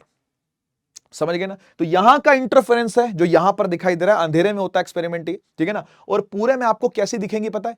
कहीं पर आपको ब्राइट फ्रिंजेस दिखेंगी, कहीं पर आपको डार्क फ्रिंजेस दिखेंगी। मतलब कहीं पर आपको काली पट्टी दिखेगी, कहीं पर आपको सफेद पट्टी दिखेगी। सर ये पट्टियां क्यों बन रही हैं? ये पट्टियां, जैसे देखो ये पट्टी दिख रही है सफेद पट्टी, फिर समझ लो काली पट्टी, फिर क्या है सफेद पट्टी, फिर क्या काली पट्टी, फिर सफेद, फिर काला, इस तरीके से। मैं आज YDSC पढ़ाने आया था तो मैं इसलिए टी-शर्ट पहन के आया, नहीं मजाक कर रहा हूं। ठीक है ना? ये तो मैच हो गया बाई चांस। ठीक है ना? तो इस तरीके का इंटरफेरेंस पैटर्न आपको यहां पर देखने को मिलेगा। ठीक है, पर ऐसा क्यों हो रहा है सर? बेटा किसी जगह पर क्रस्ट पे क्रस्ट पड़ रहा है, किसी जगह पर क्रस्ट पे ट्रफ पड़ रहा है। जब क्रस्ट पे ट्रफ पड़ेगा डिस्ट्रक्टिव इंटरफेरेंस होगी, जब क्रस्ट पे क्रस्ट या ट्रफ पे ट्रफ पड़ेगा वहां पे कंस्ट्रक्टिव इंटरफेरेंस होगी, तो वहां पर चमक पड़ेगी। डिस्ट्रक्टिव में अंधेरा, कंस्ट्रक्टिव में चमक। बस इतनी सी बात है। होपफुली आप बात को समझ पाए होगे। ये बहुत मुश्किल हो जाएगा इसको मिटाना भाई, है ना? मैं अपने हाथ से ही मिटा देता हूं। क्लियर हो रहा है फील के साथ?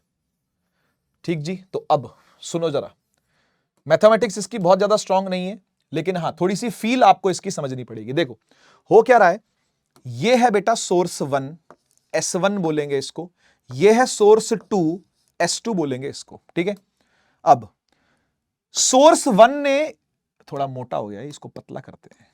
ठीक है, क्या किया कि सोर्स 1 ने भी अपनी वेव निकाली है। बात को समझना, सोर्स 1 ने भी अपनी वेव निकाली है जो यहां तक पहुंची है ना? सोर्स 2 ने भी अपनी वेव निकाली है जो यहां तक पहुंची है। आप मुझे बताओ दोनों में से आपको क्या लगता है, दोनों ने सेम लैम्डे निकाले हैं क्या? आप चेक करो, ये जो वेव्स होंगी टक टक टक टक टक टक, ये सेम होंगी दोनों की क्या? नो, इसकी ज्यादा होंगी, है ना? इसके लैम्डा ज्यादा होंगे, ये डिस्टेंस ज्यादा है ना, ध्यान से देख, है बेटा? ये दूरी बड़ी है, ये दूरी छोटी है। Yes sir.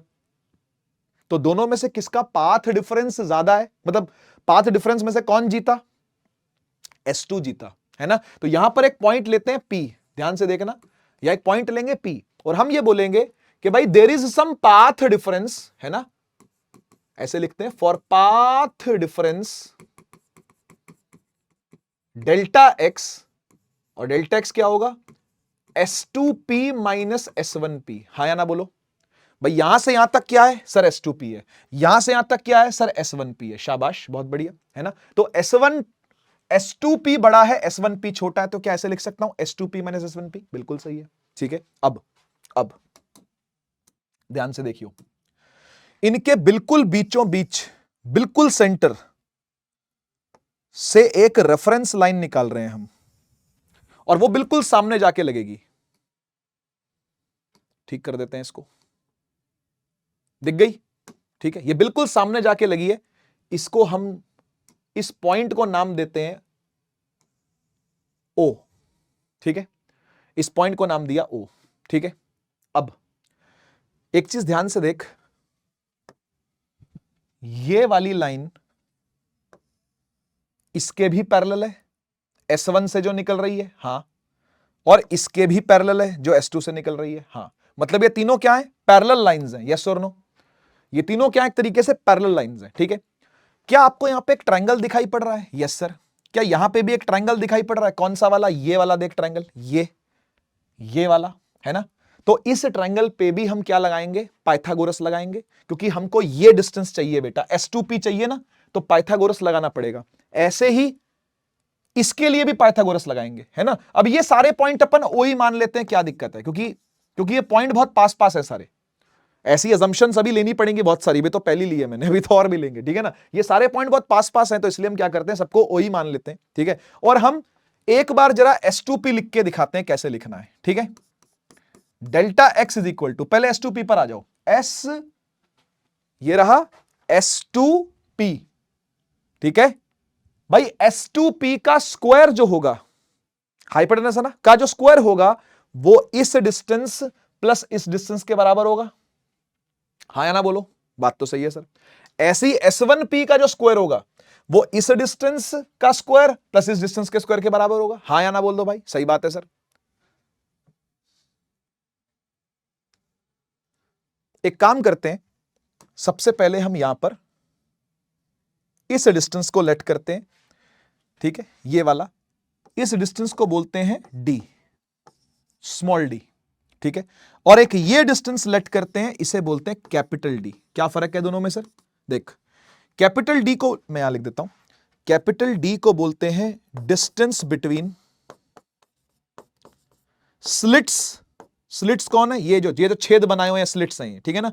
Slits and screen, slits और स्क्रीन के बीच में डिस्टेंस कैपिटल D है, और स्मॉल d है distance between the slits, S1 S2 के बीच में दूरी, डिस्टेंस बिटवीन स्लिट्स, ठीक है। स्लिट्स के बीच की दूरी d है। अब बेटा ये d है तो ये हो जाएगा d/2, ये भी हो जाएगा d/2, सही है। यहां से लेके यहां तक, O से लेके P तक, इसको हटाओ, इसको यहां से हटाओ, है ना। O से लेके P तक इस दूरी को हम ले लेते हैं y। सर y क्यों ले रहे हो सर, y टेकिंग y, बेटा y इसलिए ले रहे हैं यहां से लेके यहां तक क्योंकि ये y एक्सिस में बात कर रहा है, बस इतनी सी बात है। x भी ले सकते थे, लेकिन x को हमने यहां का पाथ डिफरेंस ले लिया ना, इसलिए इसको y ले लो, ठीक है। अब एक काम करते हैं, लिख के दिखाते हैं आपको S2P का स्क्वायर क्या होगा। पाइथागोरस थ्योरम लगा रहा हूं इसके साथ, S2P का स्क्वायर इज इक्वल टू, ये कितना होगा बेटा, ये d है, देख ये डिस्टेंस d है, हां ठीक है सर, ये डिस्टेंस d है, तो d का स्क्वायर प्लस ये डिस्टेंस कितना होगा यहां से यहां तक, सर यहां से यहां तक तो y है, इधर से लेके इधर तक तो y है, तो d/2 और जोड़ दो, yes sir, y plus d/2 का होल स्क्वायर, ये है, ठीक है। सिमिलरली S1P का भी स्क्वायर करते हैं, आजा। S1P का स्क्वायर क्या होगा, देख ये S1P होगा, तो ये छोटा ट्रायंगल देखना, ये वाला है ना। S1P का स्क्वायर क्या होगा, अगेन d स्क्वायर, यहां से यहां तक d है, तो d square plus y minus d/2 का होल स्क्वायर, है ना। ये देख यहां से यहां तक y है, उसमें से d/2 चला गया, तो y माइनस d/2 का स्क्वायर हो गया, ठीक है। एक काम कर, S2P का स्क्वायर, S1P का स्क्वायर, आप एक बार इसको सॉल्व करके देखो और दोनों को माइनस करके देखो, आजा। S2p का स्क्वायर माइनस S1p का स्क्वायर। एक बार माइनस करके देखो, देखो क्या बनता है। डी स्क्वायर प्लस, इसको खोल, y square plus D square by 4 plus 2y D by 2, है ना, माइनस ये पूरा S1p का स्क्वायर। तो डी स्क्वायर, यहां पर ये प्लस था तो माइनस आ जाएगा, माइनस, ठीक है। फिर ये ब्रैकेट खोल दो एक बार, अभी अभी चलो ब्रैकेट बाद में खोलेंगे। ये हो गया y square plus D square by 4 minus 2y D by 2। बोलो जी, सही है। इसे एक बार सॉल्व करो। अब देखो जब ये खुलेगा तो क्या क्या कटेगा, मैं नेक्स्ट पेज पे आपको दिखाता हूं। इधर तो बेटा S2p का स्क्वायर माइनस S1p का स्क्वायर, इसको बाद में निपटाएंगे, पहले RHS वालों को देखते हैं। कौन कौन है भाई, देख डी स्क्वायर है और माइनस डी स्क्वायर है। पहले एक बार पूरा लिख दूं, D square plus y square plus D square by 4 plus 2y D by 2 है तो 2 से 2 काट दिया, वाई डी छोड़ दिया मैंने, खाली वाई डी छोड़ दिया। फिर माइनस का साइन है, ठीक है, डी स्क्वायर है ना, फिर माइनस का साइन है, हां, और फिर ब्रैकेट है, तो minus y square minus D square by 4, ठीक, और प्लस 2y डी, 2 से 2 कट गया, प्लस में y डी आ गया खाली, समझ रहे हो, ठीक है। अब देख क्या क्या कटा, डी स्क्वायर से डी स्क्वायर गया, प्लस वाई स्क्वायर से माइनस वाई स्क्वायर गया, प्लस डी स्क्वायर बाय 4 से माइनस, सब कुछ तो कट गया सर। देख वाई डी बचा, इसको 2y डी लिख दे, वाई डी बचा, इसको 2y डी लिख दे, ठीक है। अब देख इसको LHS का निपटारा करते हैं। LHS को तू कैसे लिख सकता है, a plus B A minus B, ये A square minus B square की आइडेंटिटी क्या होगी, a plus B A minus B, तो S1p प्लस S2p, है ना, और S2p माइनस S1p, ठीक है। अब देख S2p minus S1p is nothing but delta x, हाँ या ना बोल, S2p is minus S1p is nothing but delta x, तो इसको तो मैंने डेल्टा एक्स लिख दिया, इसको तो मैंने डेल्टा एक्स लिख दिया।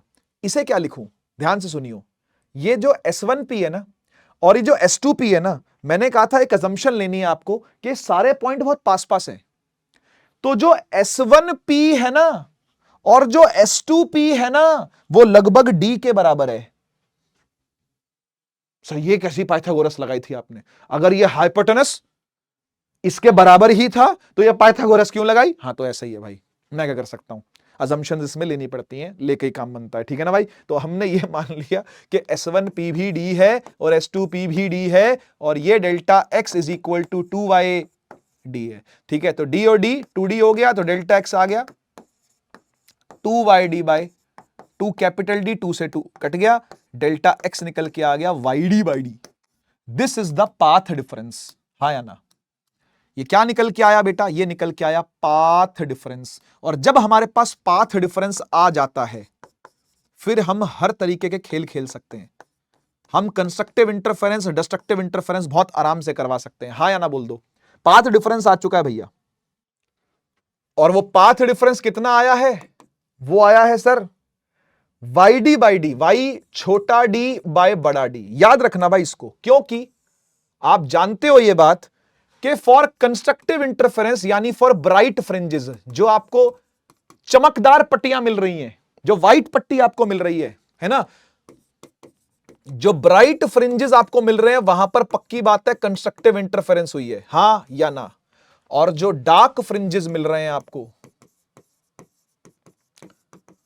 वहां पर पक्की बात है क्या हुई है, डिस्ट्रक्टिव इंटरफेरेंस हुई है।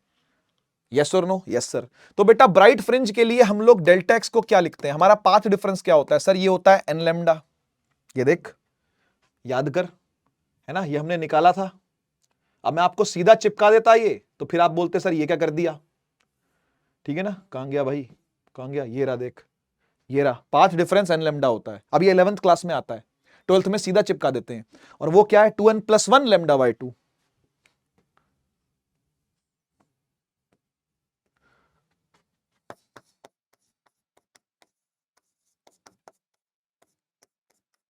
ठीक बात, और हमारे लिए पाथ डिफरेंस जो निकल के आया वो है वाई डी बाई डी। अब जनरल फॉर्मूला ये होता है, तो पुट कर दो एक बार इसको, Y D by capital D is equal to N lambda. बेटा डी ऊपर रह जाओ, छोटे डी नीचे ले आओ, वाई इज इक्वल टू आ गया N lambda capital D by छोटा D, N lambda capital D by छोटा डी, है ना, सही है। अब आपने कुछ नहीं करना, एन की वैल्यूज डालते जाओ, आपको वाई की वैल्यू मिलती जाएगी, है ना। सबसे पहले जीरो डाल के देखो तो वाई जीरो आएगा, एन की वैल्यू 1 डाल के देखो तो y lambda D by D आएगा, 1 लेमडा डी बाई डी, है ना। 2 डालोगे तो 2 lambda D by D, similarly चलता जाएगा, समझ गए ना। तो यहां से आपको क्या मिल रही है, ये ब्राइट फ्रिंज की पोजीशन है। पहली ब्राइट फ्रिंज कहां मिलेगी आपको, बिल्कुल सेंटर पर मिलेगी। ये जीरो क्या है, वाई जीरो का मतलब क्या है बेटा, वाई जीरो का मतलब है, वाई जीरो का मतलब है, वाई का जीरो होना मतलब यहां बिल्कुल सेंटर पे सेंट्रल मैक्सिमा जिसको बोल सकते हो आप, यहां पे वाइट बनेगी या वाइट बनेगी। उसके बाद फिर वाइट कब बनेगी, अगली वाइट बनेगी लेमडा डी बाई डी पर। लेमडा डी बाई डी रखोगे आपको पता चल जाएगा कहां पर बनेगी, फिर 2 लेमडा डी बाई डी, फिर 3 लेमडा डी बाई डी, इस तरीके से। यहां आ जाओ, यहां पर भी जीरो रख के देखो तो लेमडा बाई 2, है ना। डेल्टा एक्स क्या होता है, वाई डी बाई डी है, y D by D is equal to 2n plus 1 lambda by 2। पहले एन जीरो डाल लो एक बार पहले वाई निकाल लेते हैं। Y is equal to D ऊपर छोटा डी नीचे, 2n प्लस 1 लेमडा बाई 2 बड़ा डी बाय छोटा डी, है ना। एन जीरो डाल दिया सर, तो 1 रह गया खाली, तो lambda by 2 D by D.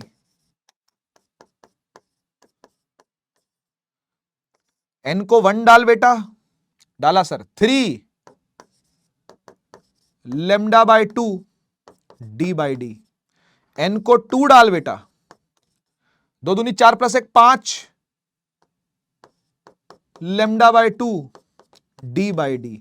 तो 1 आ गया, 2 आ गया, 3 आ गया।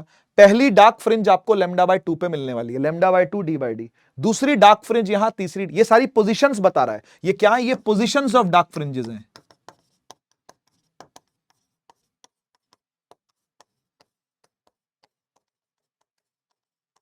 और ये क्या है, ये क्या है, ये पोजीशन ऑफ ब्राइट फ्रिंजेस हैं।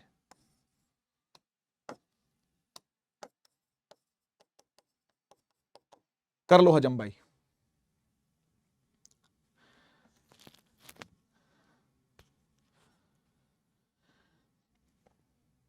इसमें एक लास्ट चीज और आती है बेटा, जिसको बोलते हैं फ्रिंज विड्थ। इसकी डेरिवेशन कट गई है आपके सिलेबस से। फ्रिंज विड्थ को बीटा से डिनोट करते हैं। इसका मतलब होता है कि फ्रिंज कितनी चौड़ी बनेगी। और ये बहुत सिंपल है, किसी भी एक ब्राइट फ्रिंज और किसी भी दूसरी ब्राइट फ्रिंज के बीच का डिस्टेंस देख लो भाई। देखो ना, जैसे मान लो यहां पे आपको ब्राइट फ्रिंज मिली है, ठीक है, फिर यहां पे आपको डार्क फ्रिंज मिली है, फिर यहां पे आपको दूसरी ब्राइट मिली है, पहली ब्राइट दूसरी ब्राइट। आप पहली ब्राइट में से दूसरी ब्राइट माइनस करोगे, अपने आप इसकी थिकनेस नहीं आ जाएगी क्या, डार्क वाली की। दूसरी ब्राइट में से पहली ब्राइट माइनस कर दे, यही है इसमें। डेरिवेशन में कोई बड़ी चीज नहीं थी, लेकिन ठीक है, अब हुआ बना रखा है इसको, तो ठीक है भाई, कोई बात नहीं। हाँ जी, हमारा y2 क्या है, फर्स्ट ब्राइट, मतलब सेकंड ब्राइट, ये क्या है, फर्स्ट ब्राइट। तो फर्स्ट सेकंड ब्राइट में से फर्स्ट ब्राइट माइनस कर दो, यानी कि बीटा निकालना हो तो y2 माइनस y1 कर दो। y2 क्या है, y2 है हमारा लेमडा डी बाई डी, और y1 है हमारा 0, तो बस बीटा निकल के क्या आ गया बेटा, लेमडा डी बाय छोटा डी। ठीक है, पूछे जाते हैं सवाल कि भाई ये फ्रिंज विड्थ जो वो किन चीजों पे वेरी करती है, तो भाई वेवलेंथ पे वेरी करेगी, बाकी डिस्टेंस बिटवीन द स्लिट्स और distance between slits and screen, इन चीजों पे क्या करेगी, वेरी करेगी। ठीक है ना, फ्रिंज विड्थ है ये।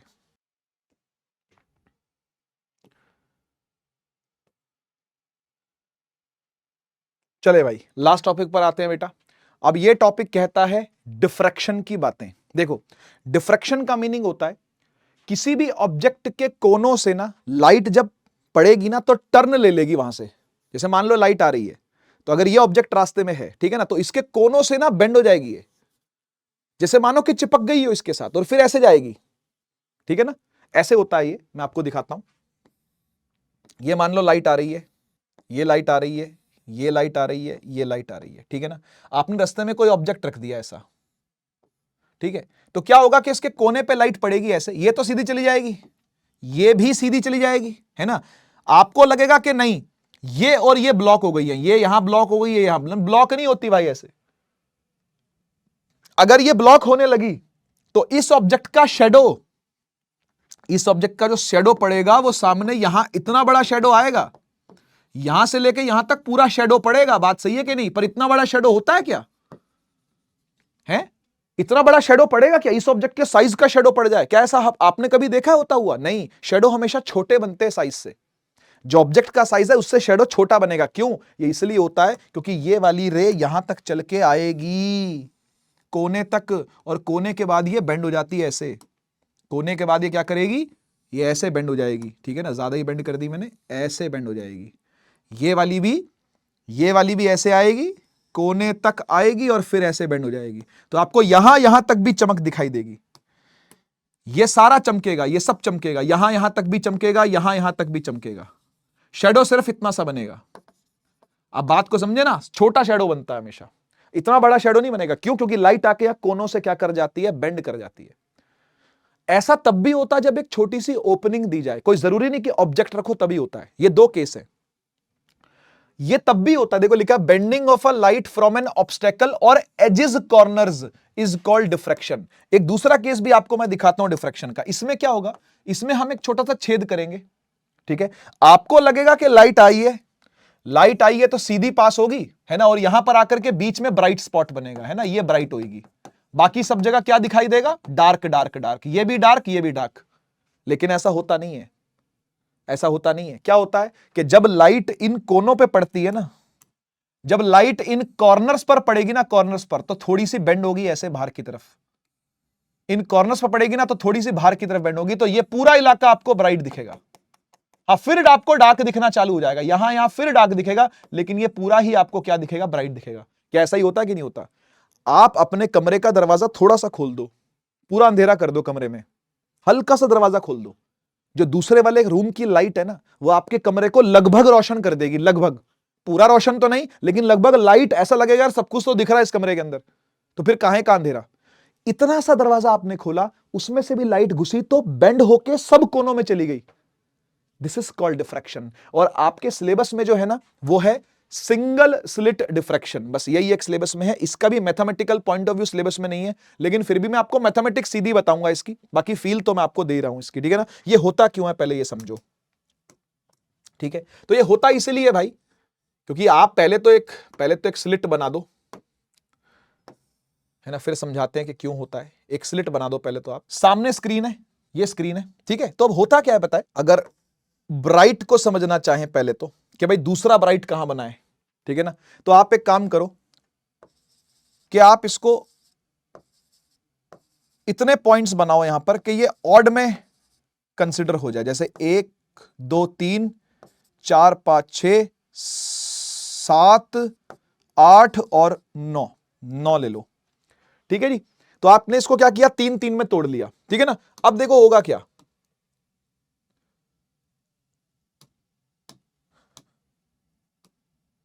ये कलर लेते हैं, ठीक है।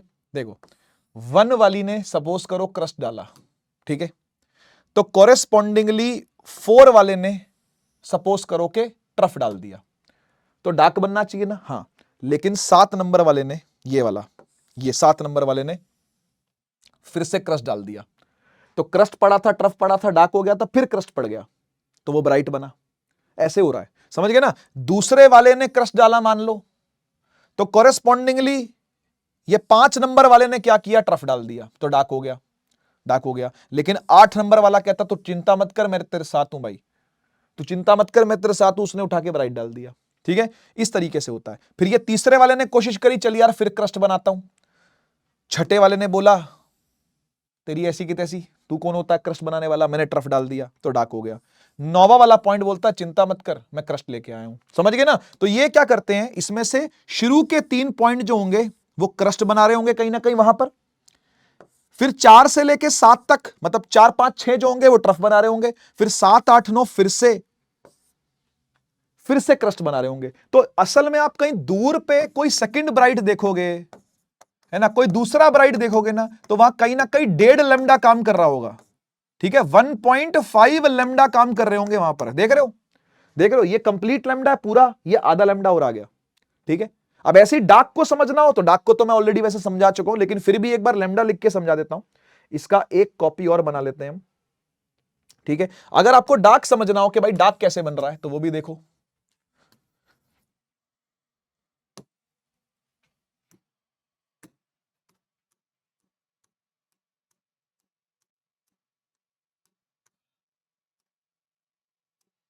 देखो, डार्क के अंदर ऐसा मानना, जैसे मैंने पहले बताया था आपको कि इवन मान लो, इवन मान लो इसको, जैसे कि 1 2 3 4 5 6 7 8, 1 2 1 2 3 4 5 6 7 8, बस इतना लिख देता हूं। ठीक है ना, 158 लिख दिया मैंने। ठीक है, अब देख क्या हो रहा होगा, कहीं पर 1 वाला क्रस्ट बना रहा होगा।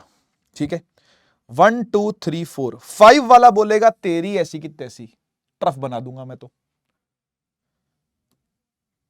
डार्क हो गया। 2 वाला बोलेगा भाई चिंता मत कर, मैं क्रस्ट लेके आ रहा हूं। छठे वाला बोलेगा तेरी ऐसी की तैसी, मैं ट्रफ लेके आ रहा हूं, फिर डार्क हो गया।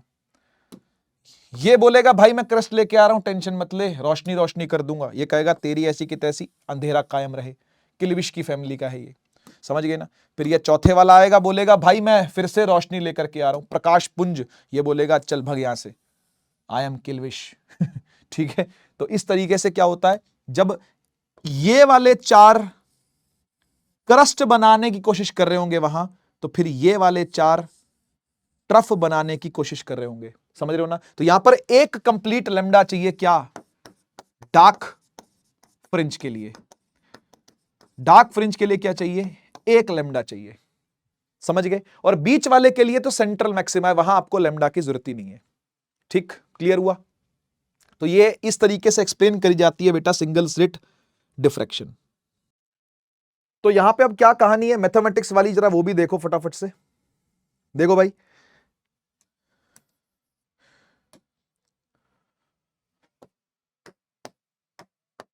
पाथ डिफरेंस तो यहां भी है। ठीक, और वो कैसा है देख, एक तो ये जो स्लिट विड्थ हमने लिया है, इसको हमने ए लेट किया है। ए स्टैंड्स फॉर स्लिट विड्थ। ठीक है, इसे बोलते हैं स्लिट विड्थ। ये डिस्टेंस हमने अभी भी डी ही लिया है, distance between slit and screen. ठीक है, ये हमारे लिए अभी भी डी ही है। ठीक, बीचों बीच बिल्कुल स्लिट के एक सीधी लाइन बनाई रेफरेंस के लिए।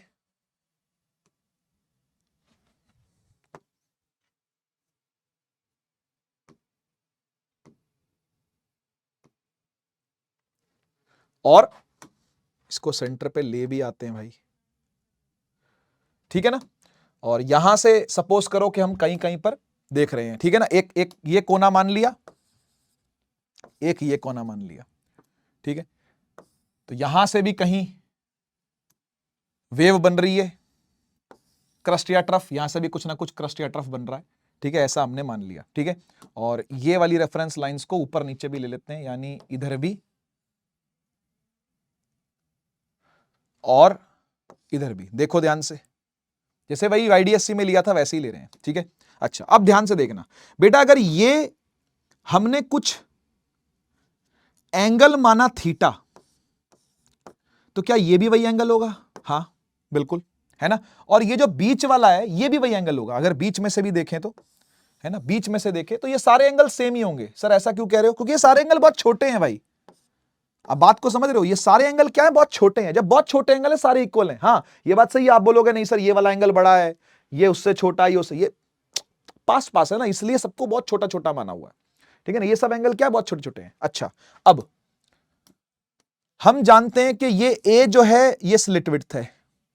ये जो मैंने पिंक कलर की लाइन बनाई ये क्या है, ये स्लिट विड्थ ए है। ठीक है, बढ़िया। अच्छा, अब बेटा अगर अगर ये ए है, ठीक है, मैं यहां पर एक परपेंडिकुलर डालूं, अगर इधर इधर एक परपेंडिकुलर डालूं,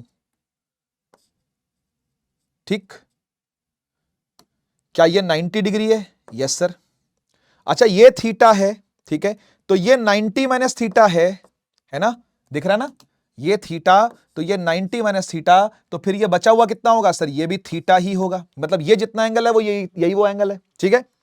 तो मुझे अब क्या करना है, इसका पाथ डिफरेंस देखना। देख, एक पॉइंट ये है S1, एक पॉइंट ये है S2, और वो क्या है P। पाथ डिफरेंस के लिए समझना, पाथ डिफरेंस के लिए S2P माइनस S1P करना पड़ेगा, हां, S2P माइनस S1P करना पड़ेगा, लेकिन असल में वो S1P S2P माइनस S1P यही वाली तो लेंथ है, यही वाली तो लेंथ है वो जो एक्स्ट्रा है, अदरवाइज तो ये दोनों 90 डिग्री पे ही है भाई। भाई S1 से लेके P तक और यहां से लेके यहां तक तो सेम ही है, यही तो एक्स्ट्रा है खाली। तो A का ये A cos थीटा है, तो ये क्या है, ये A sin थीटा होगा। समझ रहे हो बात को? तो दिस डेल्टा x यानी path difference is nothing but A sin theta. और भैया क्योंकि एंगल बहुत छोटे हैं, थीटा इज वेरी स्मॉल, जब थीटा बहुत छोटा होता है तो साइन थीटा खुद भी थीटा और वो टेन थीटा के बराबर भी होता है। सोच के देखना जरा, हाँ या ना? जब थीटा बहुत छोटा है तो वो साइन थीटा टेन थीटा सबके बराबर हो गया यार, है कि नहीं? हाँ सर, बात तो सही है। तो एक काम करते हैं, हम यहां पर सीधा सीधा पहले तो ये लिख देते हैं कि भाई डेल्टा एक्स जो है वो ए थीटा है ना। एंगुलर फॉर्म में अगर लिख दिया हमने, मतलब रेडियन की फॉर्म में लिख दिया, तो हमने ए थीटा बोल दिया इसको, ठीक है। अब हम जानते हैं अगर हम टेन थीटा लिखें तो टेन थीटा होता है पी बाई बी। लिखो जरा एक बार टेन थीटा, किसका किसका लिखोगे, ठीक है ना। टेन थीटा वो क्या है, ये पी होगा और ये बी होगा। बी फॉर बेस, बेस यानी कि क्या है, स्लिट और स्क्रीन के बीच की दूरी, है ना। तो एक तो वाई हो गया, इधर से इधर तक वाई लेते हैं हम, यहां से यहां तक तो वाई है ना। तो ये हो गया वाई बाय डी, और जब इतना ही छोटा है ये, तो थीटा को वाई बाय डी लिख करके वहां पुट कर सकता हूं। तो डेल्टा एक्स क्या बन जाएगा, डेल्टा एक्स बन जाएगा A Y by D. Delta X बन जाएगा क्या, ए वाई बाय डी। ये हमारा पाथ डिफरेंस है, ए वाई बाय डी। क्लियर हुआ, क्लियर हुआ, ए वाई बाय डी, सही है ना। अब देख, तीन चीजें यहां पर हमने देखी थी। एक सेंट्रल ब्राइट, जो बीच में बड़ा सा ब्राइट बनता है उसको सेंट्रल ब्राइट बोलते हैं।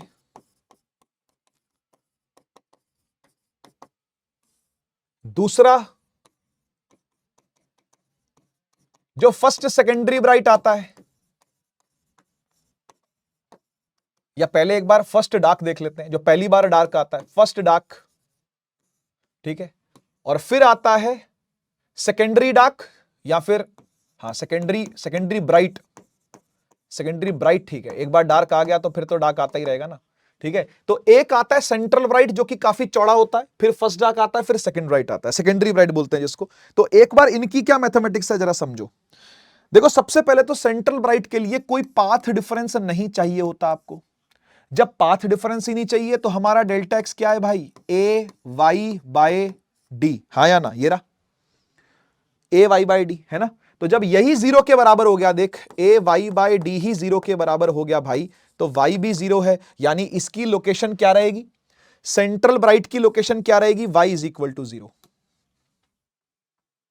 सिंपल, ठीक है। अब फर्स्ट डार्क के लिए आपको याद है, जब डार्क बनाया था हमने तो पूरा लेमडा लिया था। ये देख कहां गया डार्क फ्रिंज, ये देख हमने पूरा लेमडा लिया था, पूरी वेवलेंथ लेनी पड़ेगी, आधे इधर आधे इधर। अब एक लेमडा लो या दो लेमडे लो पूरे, या तीन पूरे लेमडे लो या चार पूरे लेमडे लो, वो सब के सब डार्क फ्रिंज के लिए रिस्पॉन्सिबल होंगे, यस और नो। तो इसलिए हम यहां पर जो पाथ डिफरेंस लिखेंगे फर्स्ट डार्क के लिए वो एन लेमडा होगा। सर एन लेमडा तो ब्राइट के लिए होता था, हाँ वाईडीएससी में होता था, यहां पे उल्टा है, आपके सामने है, देख लो। बन ही ऐसे रहा है, डार्क फ्रिंज की एक्सप्लेनेशन ही ऐसे दी जाती है भाई, ठीक है ना, कि एन लेमडा के बराबर है। और सेकेंडरी ब्राइट के लिए क्या बोलेंगे, वो डेढ़ लेमडा था, देख डेढ़ लेमडा था, तो इसलिए क्या लिखेंगे भाई, 2n + 1 लेमडा बाय 2। बोल भाई हाँ या ना, क्या ऐसा ही लिखना पड़ेगा पाथ डिफरेंस, यस और नो, है ना, 2n + 1 लेमडा बाय 2। अब आप समझ गए बात को कि सेंट्रल ब्राइट के लिए पाथ डिफरेंस चाहिए ही नहीं, फर्स्ट डार्क बनाना है तो इतना, और फर्स्ट ब्राइट छोड़ करके, सेंट्रल ब्राइट छोड़ के बाकी ब्राइट बनाने हैं तो ये यूज करना पड़ेगा। तो इसके लिए आप क्या करोगे फिर, कि डेल्टा एक्स हमारा होता है ए वाई बाय डी, वो तो यहां के लिए भी है, सब जगह के लिए, वो तो यूनिवर्सल है ना। डाल दो एक बार जरा, ए वाई बाय डी को इक्वल कर दो एन लेमडा के। ऐसे यहां पर भी ए वाई बाय डी को इक्वल कर दो 2n प्लस 1 लेमडा बाय 2 के। ठीक है, तो यहां से y निकल के आ जाएगा क्या, n लेमडा डी बाय ए। यहां से सारी पोजीशंस निकल आएंगी जितनी भी डार्क फ्रिंजेस बनेंगी, यहां से सारी पोजीशंस वो निकल आएंगी जितनी भी secondary bright, third bright, fourth bright, fifth bright बनती जाएंगी, वो सारी निकल जाएंगी। ठीक है ना, डी बाय ए। क्लियर हुआ? बस इतना ही आपके सिलेबस में है। ठीक है, इतनी ही मैथमेटिक्स भी आपको जाननी है, इससे ज्यादा आपको जाननी भी नहीं है। ठीक है जी, बस तो फिर बहुत है आज के लिए।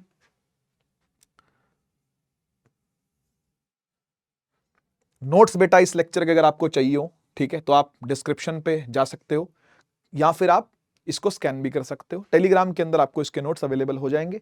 ठीक है, आज के लिए केवल इतना ही। काफी कुछ हम लोगों ने पढ़ा यार इस लेक्चर के अंदर। ठीक है, तो कैसा लगा आपको ये वेव ऑप्टिक्स का लेक्चर, जरूर बताइएगा। अच्छा, और जितने भी फॉर्मूले हैं भाई, वो सारे के सारे एक पेज पर नोट जरूर कर लीजिएगा, चाहे वो YDSC के हो, चाहे वो मैक्सिमा मिनिमा के हो। ठीक है ना, और डेरिवेशंस भी, क्योंकि इंपॉर्टेंट इस चैप्टर के अंदर डेरिवेशंस ही हैं। डेरिवेशन रिच चैप्टर है, इसलिए इसमें समय लगता है करवाने में। ठीक है ना, तो होपफुली आपको मजा आया होगा ये वाला लेक्चर देख करके। ठीक है, तो मैं आप लोगों से मिलता हूं नेक्स्ट लेक्चर के अंदर, जो कि होगा डुअल नेचर का। ठीक है ना, तब तक के लिए take care, tata bye bye, Bharat माता की जय, जय हिंद, वंदे मातरम।